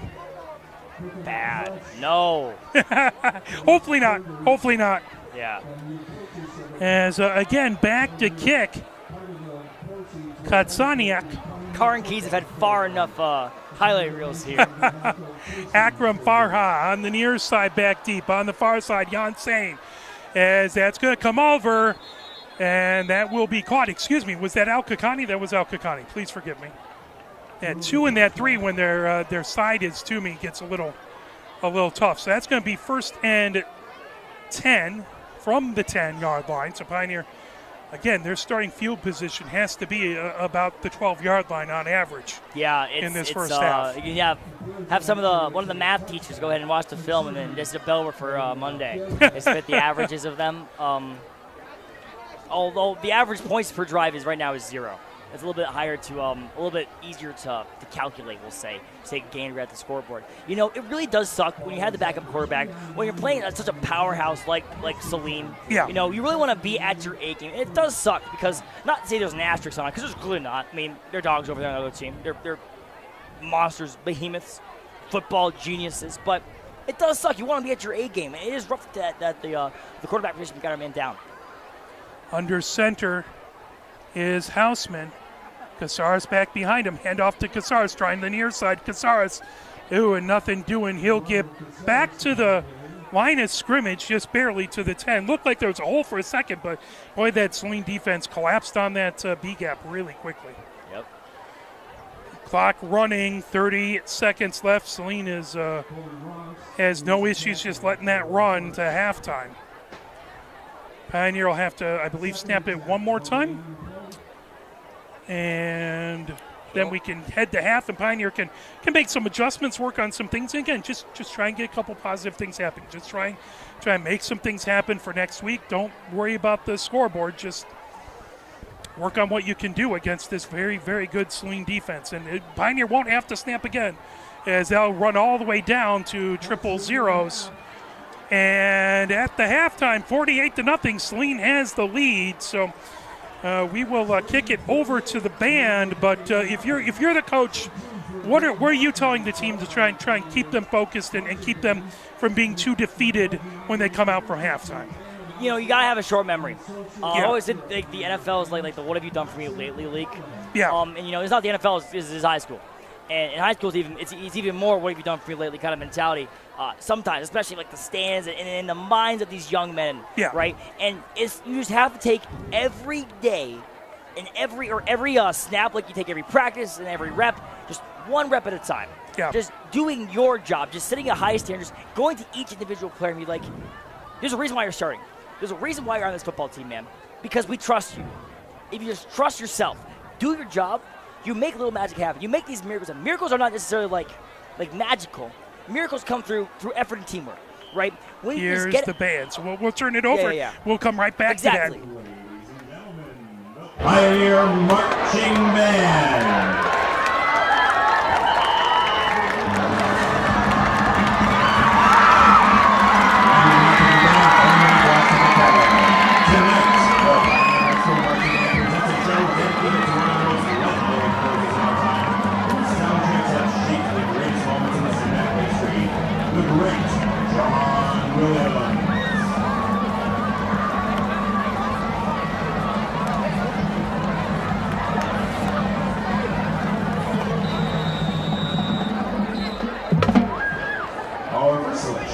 Out-of-this-world medley from 2 of his most famous works, the epic space opera Star Wars, and the Oscar-winning classic E.T., the Extraterrestrial. We hope you enjoyed this galactic performance by the Pioneer Marching Band under the direction of Mr. Elliot Collins.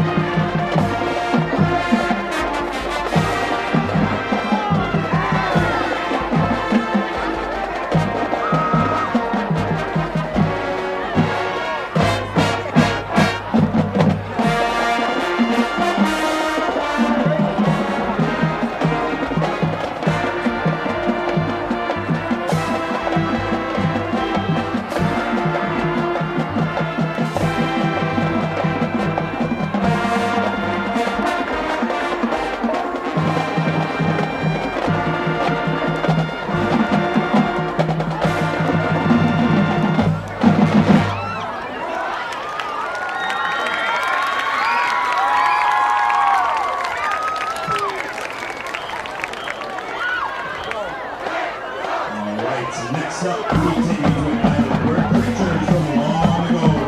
Once again, from another Spielberg classic, we present John Williams' iconic soundtrack to Jurassic Park, as conducted by our drum major, Valentina Vacarcasi.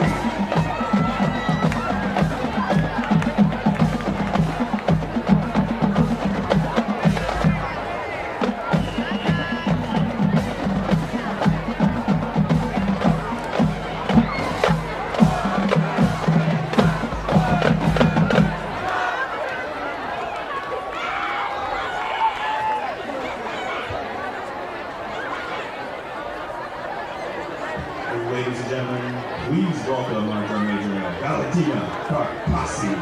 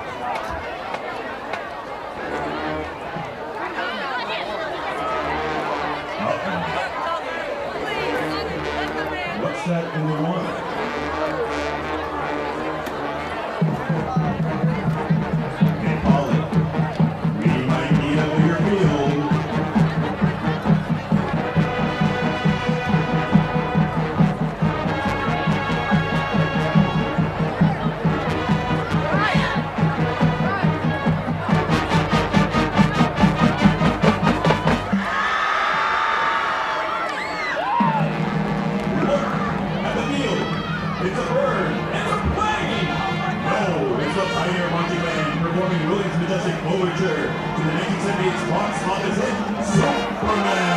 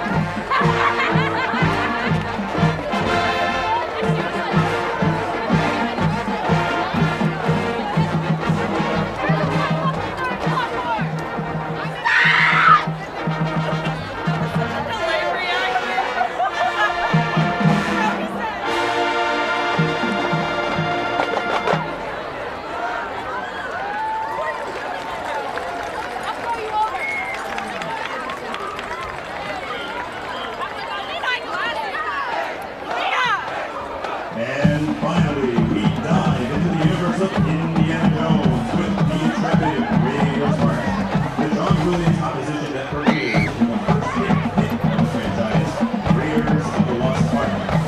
Hold on to your hats and watch out for snakes and boulders as we take you into the world of Indiana Jones.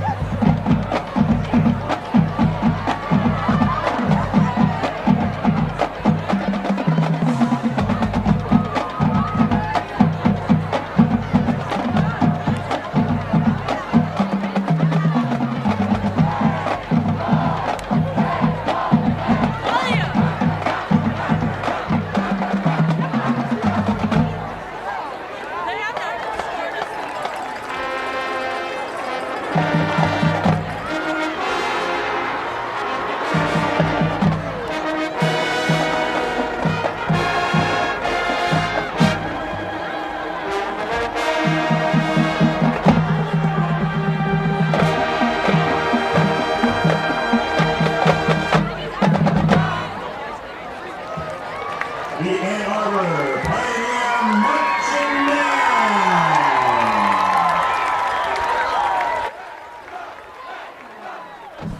Get my mic there. We really appreciate the Pioneer Marching Band.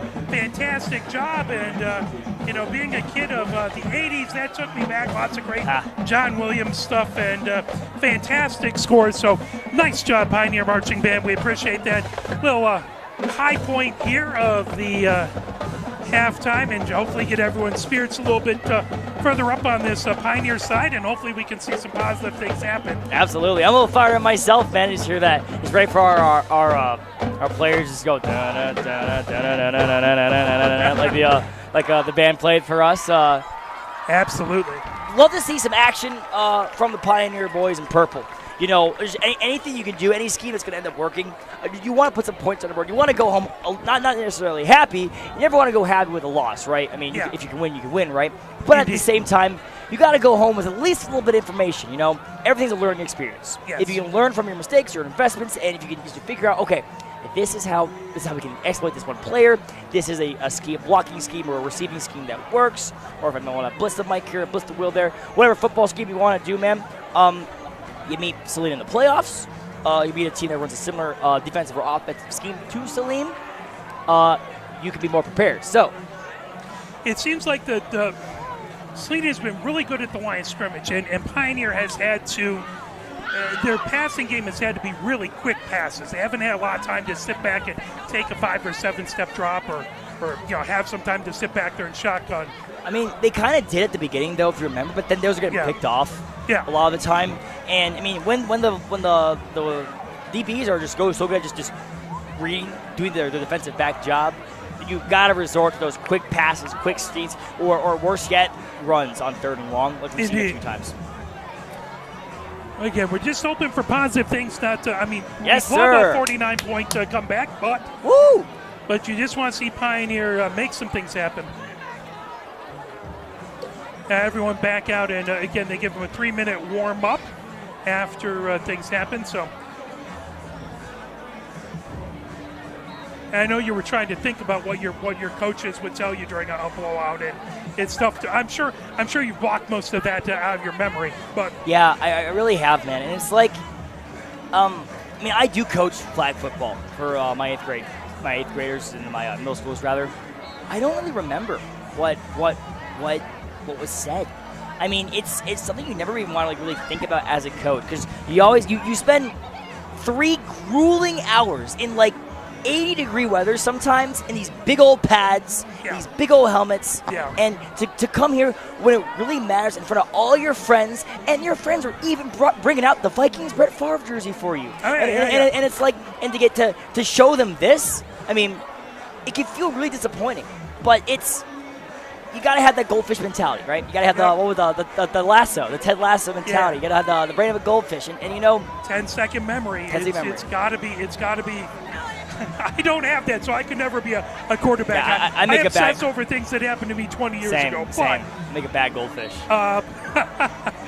But that's all right. And honestly, every chance is a snap to play, a snap to get better, a snap to work things out and do more runs and blocking and everything, and get other people opportunities to play. Yeah, so exactly. We'll see what Pioneer can do, and we'll just keep our fingers crossed. Again, it will be a running clock situation anytime over 35-point differential. The clock will run in the second half. If it gets under that, if Pioneer makes the big comeback and gets it down there, then the clock will go back to normal clock operations. But if you see the clock kind of continuing to run, that's why. It will stop on injury timeouts, and official timeouts. But that'll be after, obviously, the kickoff. I believe that starts on the first offensive snap. I want to thank all the viewers for listening at home at the stadium. It's a phenomenal time here at the stadium. So if you are skipping a hop away, if you are just drive down to I-94 or wherever you need to go to get here, I'd highly recommend it. But you got a second half of football. Yeah. Now, next week is going to be at Bedford. We'll do our best to. We're going to email, see if we're allowed to broadcast. If not, it'll be on the NFHS network. But we will effort to try and be there if at all possible, and if the weather works out, because I think we'll be outside on the other side. Bedford does have a beautiful press box, but not a lot of space for an extra play-by-play person to drive the PA person crazy. It's true. Unless we had some dark dealings and some we made some magic happen. We could I don't know, hijack the. Well, hold on, I want to say that. No, hold on. We'll cut that out of the VOD, okay? Yeah, no, that's why I have an electric genset we can put up there and run just in the stands.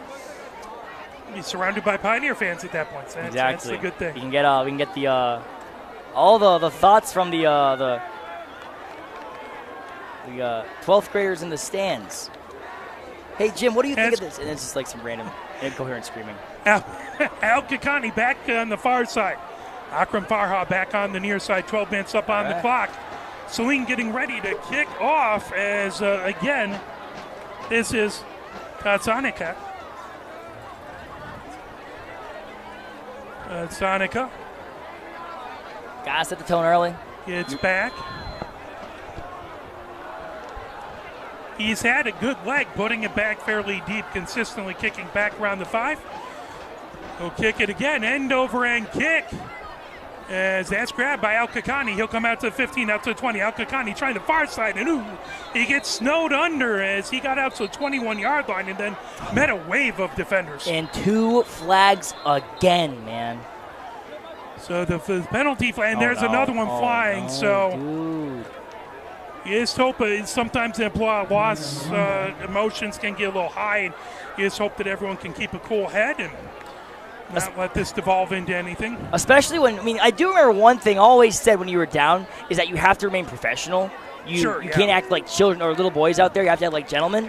And then maybe that didn't happen. It is a game of emotions, and it is. You play with a lot of emotions. You try and use those emotions, and sometimes they get the best of you. Yeah, it's a beautiful sport. It becomes your life. It really is all encompassing for these gentlemen here. And then when you're not worried about like high school football, you're probably worried about college or the NFL too. It just becomes your life for like half the year. So that's kind of a cool thing. But couple home games this weekend. Michigan at noon, obviously taking on Arkansas State. Eastern Michigan has, I believe, Jacksonville State coming in at 7 o'clock over at the factory. I will be there. And we will ask our resident Spartan are the Spartans at home this weekend? Yeah, they are. 3:30 game for the Spartans. So if you want to see a little college football, there are lots of opportunities locally. I'm not sure if Concordia is playing, but not sure.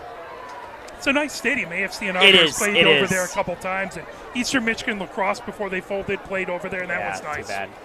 And of course, our Detroit football Lions will play Tampa Bay Buccaneers. There you go. Absolutely. Two gritty teams there, 1 o'clock at Ford Field.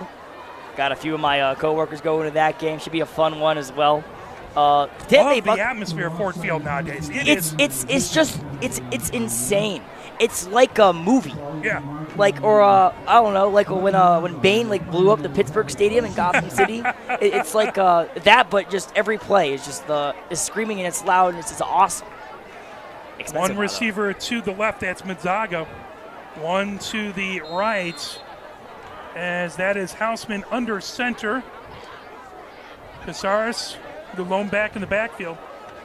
Now Malik Farha in motion comes over to the near side and off as Casares crashes up as he went off to the right-hand side of the tackle.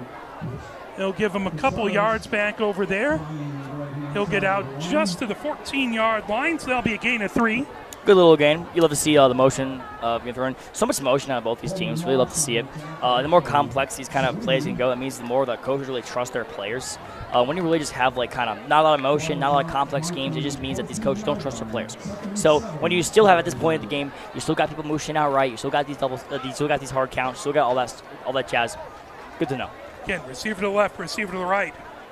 Houseman under center. Houseman rolling to the right. Houseman, pressure coming, throws it, and that'll go incomplete out the far sideline. Now, at the high school level, I know at the college and professional level, when you have motion, you're looking to see if it's man or zone to see if that player goes with you or not.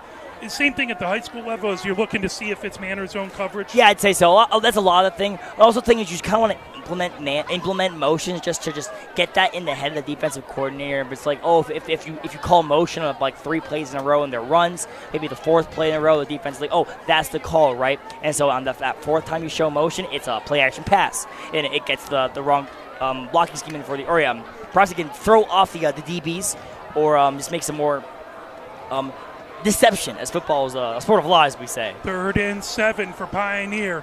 They're at their 14-yard line, their own 14-yard line. Houseman back there, calling for the snap now. They're looking over to the left, 3 receivers to the left, 1 to the right. I think that's back, throwing over to the right-hand side, and trying to get that over to Kowak, who we saw in the JV game last week. Yeah. And Kowak, that was just a touch behind him, and Kowak did a good job to get his hand on it to knock it down, because otherwise the DB was right there looking for an interception. Yeah, that would be a very tough scene that close to the end zone, bro. But good stuff from Kowak. Love to see him here on Varsity, man, where he probably belongs. Did a great job there last week. Love to see him here in the Varsity game. Weaver Singa back to punt it away, 4th and 7 from the 14-yard line, 48-0. Saline with the lead, 9:36 and counting. Again, that clock continues to run even on incomplete passes due to the differential. Now the two players back at the Pioneer 45-yard line. That's Rush as well as Woods. Rush to the near side, Woods to the far side, and that play's blown dead. There's a timeout on the Pioneer side. Pioneer called the timeout. They saw something they didn't like. They wanted to make sure they got this kick off, and so they're going to talk it over. So the clock continues to run there. Maybe they're worried about the they got called for like a legal shift and a legal formation, like 2 punts in a row. Indeed. Maybe they're worried about that again. I mean, maybe they thought that they were out of position. You just had to burn a timeout. Really rough. You really never want to burn timeouts on punts. So, but I mean, if you have to do it, you have to do it. Make sure you get this one off right. You just want to make sure things get off, and you can make sure that punt goes as far as possible. Give that defense as much room as possible to defend. Yeah, make a stop.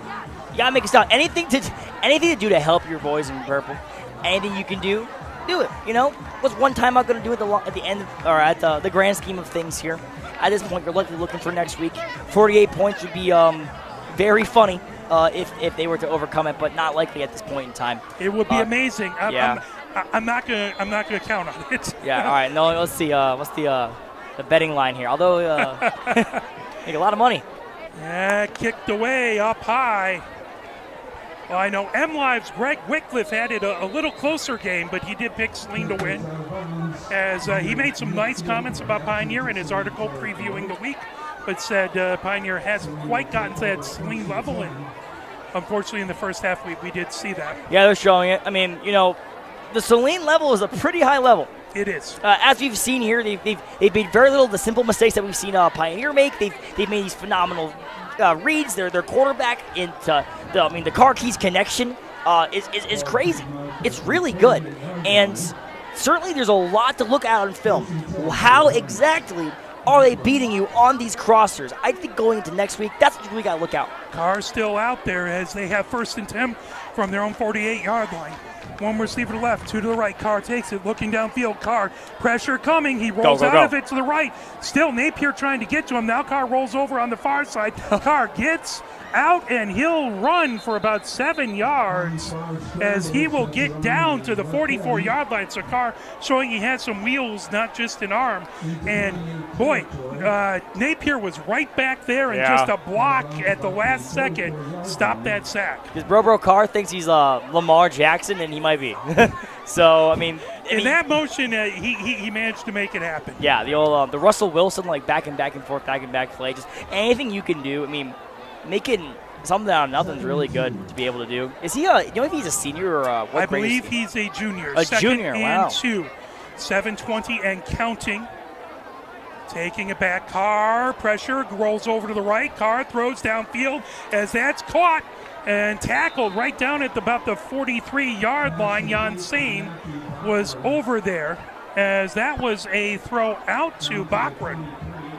So Bachrin gets it, and again, Carr just making a slight shift, that small move to the right to buy himself some time. Yeah, it's pocket presence is a word you'll often hear, a phrase you'll often hear. And having pocket presence it comes with time. Yeah. Right, and so when you have a guy who's a junior having really good pocket presence, just stepping up in the pocket, making his throw, a really good tackle there from Yassine as well. But it's just you're making these completions over and over and over again. Yeah, Carr graduates in 2026, so he will continue to be difficult for Pioneer. 1 receiver left, 3 to the right. Carr takes it back. Carr looking over to the right-hand side. Carr, just slips through Wood's fingers as he had him again coming over the middle, and Woods just couldn't hang on to a bullet there that was thrown quickly to get between a couple defensive backs. Yeah, we'll have some gas on it. You want to end up having your player have turn to Calvin Johnson's fingers with the square root symbols and all that over the place. Just Indeed. crumbled all over the place. But, I mean, just slipped right out of his hands. It happens. The gloves aren't sticky enough, I guess. 2nd and 10 from the 23 Pioneers 23-yard line, 4:45 and counting here in the third. And that's a handoff right up the middle. It's a good fake as they had Woods coming on the end around, then handed it to Rush right up the middle. He'll get to the 20-yard line. Cute little triple option there. Ready us up for Bedford next week. Absolutely. That's something you'll see with Bedford all the time is you got a person in motion, a back, and the quarterback, the running back, or the wide receiver can all run it. And what you won't see is the 40-yard bombs, though. So, which is really mostly not historically. Not historically. I mean, maybe they'll be swinging down the field. They have more of the Army-Navy offense, we'll say.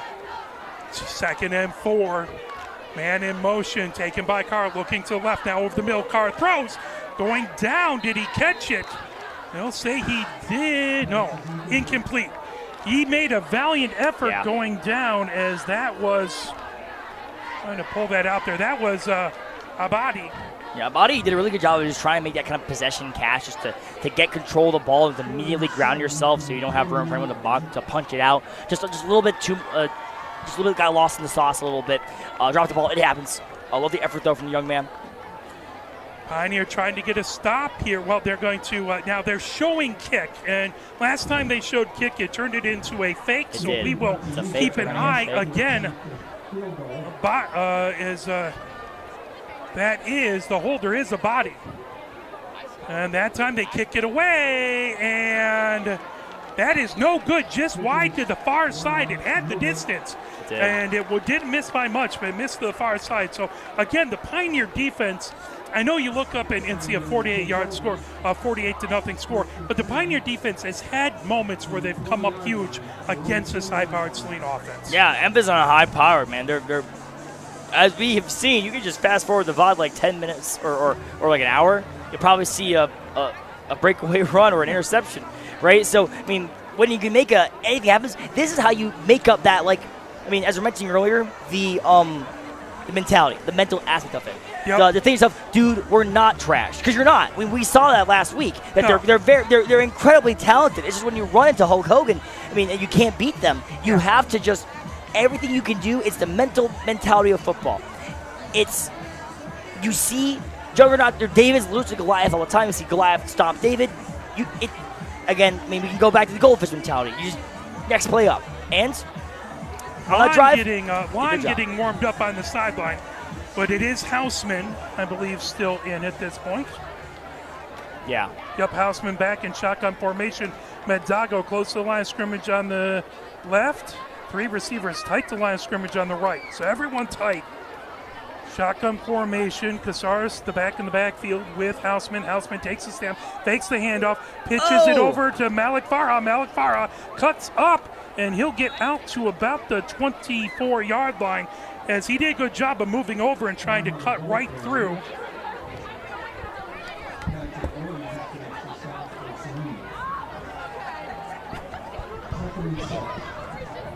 Love the crowd here at the Ann Arbor Pioneer Football Stadium.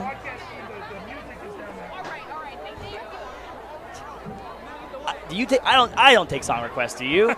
I love the marching band. The Pioneer theme song. Hopefully, I like that one to be playing. Absolutely. Oh, no! That's a high snap. Houseman has to go back. That is going to be down, and that is a safety, and that will be 50-0 as Houseman did a good job to get back on it. So he did not give up the 7, but he's been dealing with lower snaps, so that one went a little high. And overcompensation, unfortunately. Just tough. Yeah. So, yeah, for some reason, I get this in retail stores. I look like someone who works there all the time. Everyone comes up to us in the booth thinking we can play the songs. Maybe that says something about what they think about voice, but that's neither here nor there. Yeah, well, yeah, that's if we end up winning this game, we can sing a little duet on the air for us. No one wants to hear me sing. No one? I appreciate our listeners way too much to do that to them. So 120 and counting. So it is a 50-0. And Pioneer will have to kick this away to Saline, so Saline offense will get it on the safety. Yep. But again, that safety was still a heads-up play by Houseman to get down on it, not give up more points. It doesn't feel like a win, but it certainly could have been worse. Yeah, I mean the evil, just the maniac in me even wants, in a weird way, to like have him the touchdown scorer to see more of the offense, to get more offensive reps in. But at the same time, you do have to ground the ball there. You don't want to be the guy who lets Saline score right over your head. So you got to go in ground there. Yeah, give us a little mental break here. Absolutely is looking to kick it away. And again, Pioneer will kick it from the 20-yard line. Looks like they're going to get set as Jang will kick it away. Jang handles typically... Little safety punt. Oh, no, it's kickoff. You see kickoffs. Jang will handle kickoffs a lot of the time, as well as field goals. As they will wait 3 seconds, 2 seconds, 1 second, and Pioneer will let the clock expire. We'll go to the fourth quarter, and Pioneer will kick it away at the start of the fourth quarter as they'll flip directions, and Pioneer will kick it from the opposite 20. How you doing, Mark? Doing all right. Yeah. I love watching this team work and try and get better. It's never a lot of fun to be down this much, but yeah, I mean, but it's still football, and it's still these young gentlemen playing as hard as they can, trying to do what they can to get better, and you gotta respect that and love it. Yeah, it still puts a smile on my face. I mean, I still love football. I mean, it's the most beautiful sport in the world. I mean, as I always say, I said it to my the kids I coach.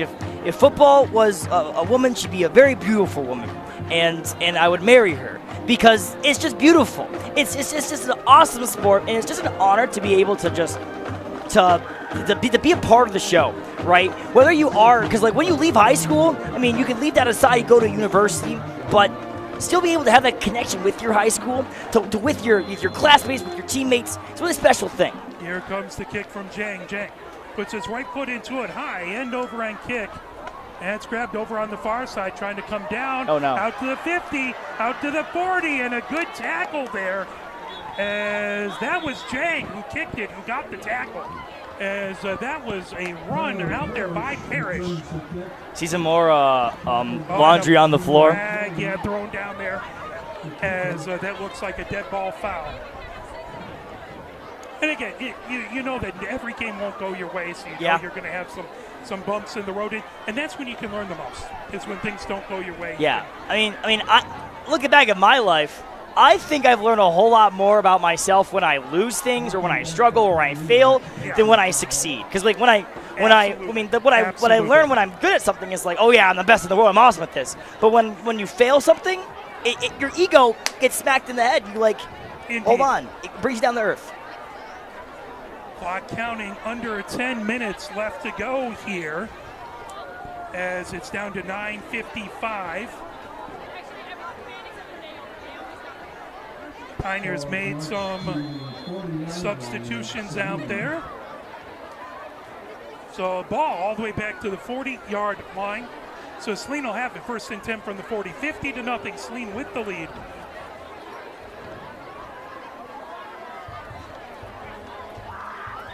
What did you say the last score was for the last time I played Saline? You say it was 52-0? 56-0. 56-0. And then, the last time they played was 56-14 in the playoff game. Right, yeah, that's true. Earlier in the season, the regular season game was 56-0. And then the year before last was 56-0. So if we can keep them from scoring, it would be an improvement. Literally a mathematical improvement. And also, we're coming back.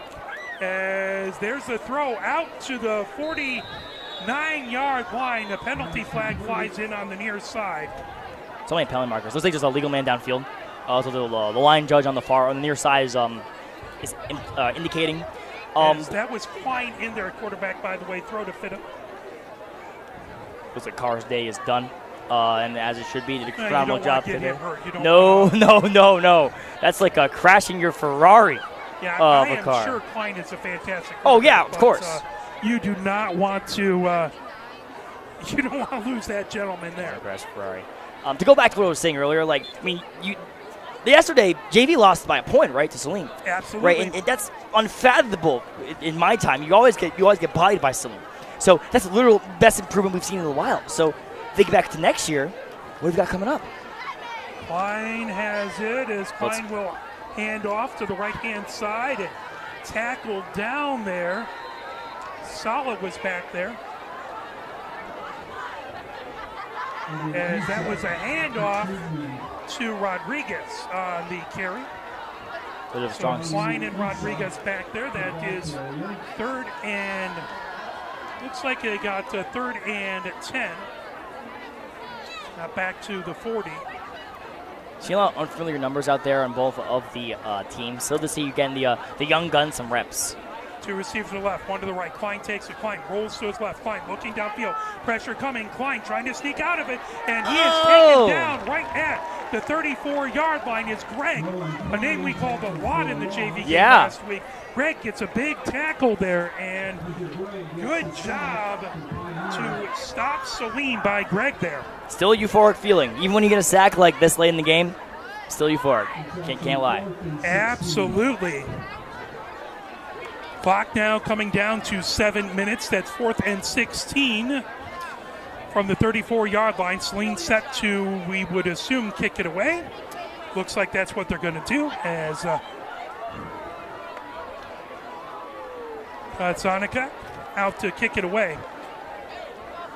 Is this the first punt that Saline's taken? I think so. I was just going to ask you that. I think it is too. I think this is the first punt. I believe that their kicker does double duty on punt and kick. Yep, So I was a little confused as well. So we've seen him out there a bunch, but not in punt formation. Back deep for Pioneer. I believe that's Jan Sane as that ball end over end bounces. Jan Sane will go back to get it as that'll come down right around the 20-yard line. Saline will down it there. Pioneer will have the first and 10 from the 20-yard line. And there's some pushing and shoving. And then, again, a good job by a Pioneer player to try and keep his teammate from making any further mistakes. Yeah. Usually, bro, it's emotional. They're kids. I get it. I understand. Yeah. I was there, too. I got in shoving matches as well. Things I'm not really proud of. But at the same time, both those players are really close to the football. Usually you're yelling like a call like Peter or Poison or something. It's just Peter, Poison to get away from the ball because you don't want to just accidentally touch that thing. And then Saline could get now basically a free completion 60 yards down the field. But that took a nasty Saline bounce as well. So they've got a nice punter too. Dang. 5:30 and counting. So this will back up Pioneer as that ball was set, that was right about the 14-yard line where that was down? Something like that, yeah. So that would probably be 15 yards, half the distance to the goal. Yep. So Pioneer will start in a bit of a hole. Now Houseman back out there. It's Paul McDonald looks like he's coming out with Houseman. Unsportsmanlike conduct, personal foul on Pioneer.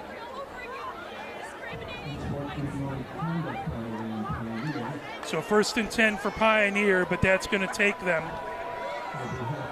back. And again, those are moments where you can learn from it. You just know that, if you're feeling that emotion, try not to.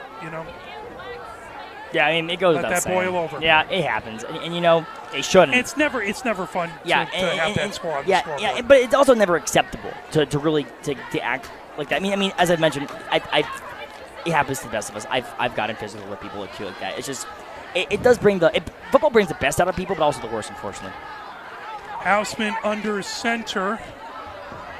Number 30 in the backfield, not a number I have on my varsity roster. All effort to get that. Hand off, coming to the near side as he has some room. Out to the 20, spills forward. That'll be around the 21, 22-yard line. So that will be a first down for Pioneer. See if John, the public address announcer, can have a name for us on the running back. It's like I was a little worried that he's gonna get called. It's like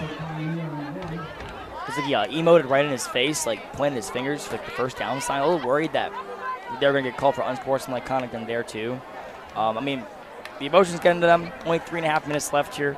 Try and make some magic. Get some points on the board, bro. That's my challenge to them. Get some points on the board. You can do it. 2 backs in the backfield with Houseman. Houseman takes it. 3:18 left to go. Houseman hands off, trying to move forward. And that's number 30 over on the far side. See if I can pull up another roster on my phone here. That brings it, the clock counting down. 3 minutes left to go. 50-0 is the score.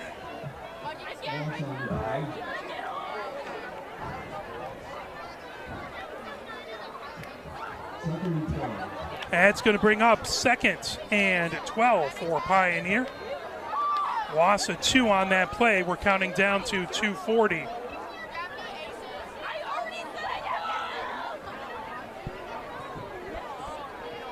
Don't see a 30 on the JV roster, so it's probably someone that's wearing a different number. Well, good run from whoever it is. Yeah, one you split over out there. to left, one split out to right. If I get a name, I will absolutely give him credit because he's running hard. Akram Farha comes sight to line scrimmage. Pitch out to number 30. Trying to get a big block there as Conley came over to try and get block, and there were 2 defenders right on top of him. And nowhere to go on that one. 2 is bigger than 1. I mean, you're asking a lot from Conley to block 2 Saline defenders, but I mean, they had where he needed to be. Seeing a lot of these outside runs and the toss is blown up really early. It's just they've got that closing speed. Saline has a lot of speed on the outside. It's hard to get those edges on them, especially when they're locking up the middle so well as well. I mean, hold on. If you're blocking up the middle and the outside, they're blocking up everything. Yeah, you got it locked down. 1 minute 39 seconds left to go here. 3rd and 13 for Pioneer at the 19-yard line. 50-0 Saline with the lead as the crowd is really a good portion of the crowd is hung around. Yeah. So we're proud of nice job by your fans. Jersey Day's popping. Coming over, Akram Farha in motion, handoff number 30 up the middle. He has a little bit of room, continuing to fight and battle as he'll get past and right around the 24-yard line. That is going to bring it. Number 30 is Rendleman. Rendleman, thank you. Perfect. He was 9 on our board. I mean, Rendleman's doing a pretty good job. Yeah, Rendleman's been fantastic. Yeah. A big thank you to Mr. Bondenberger over there for helping us out.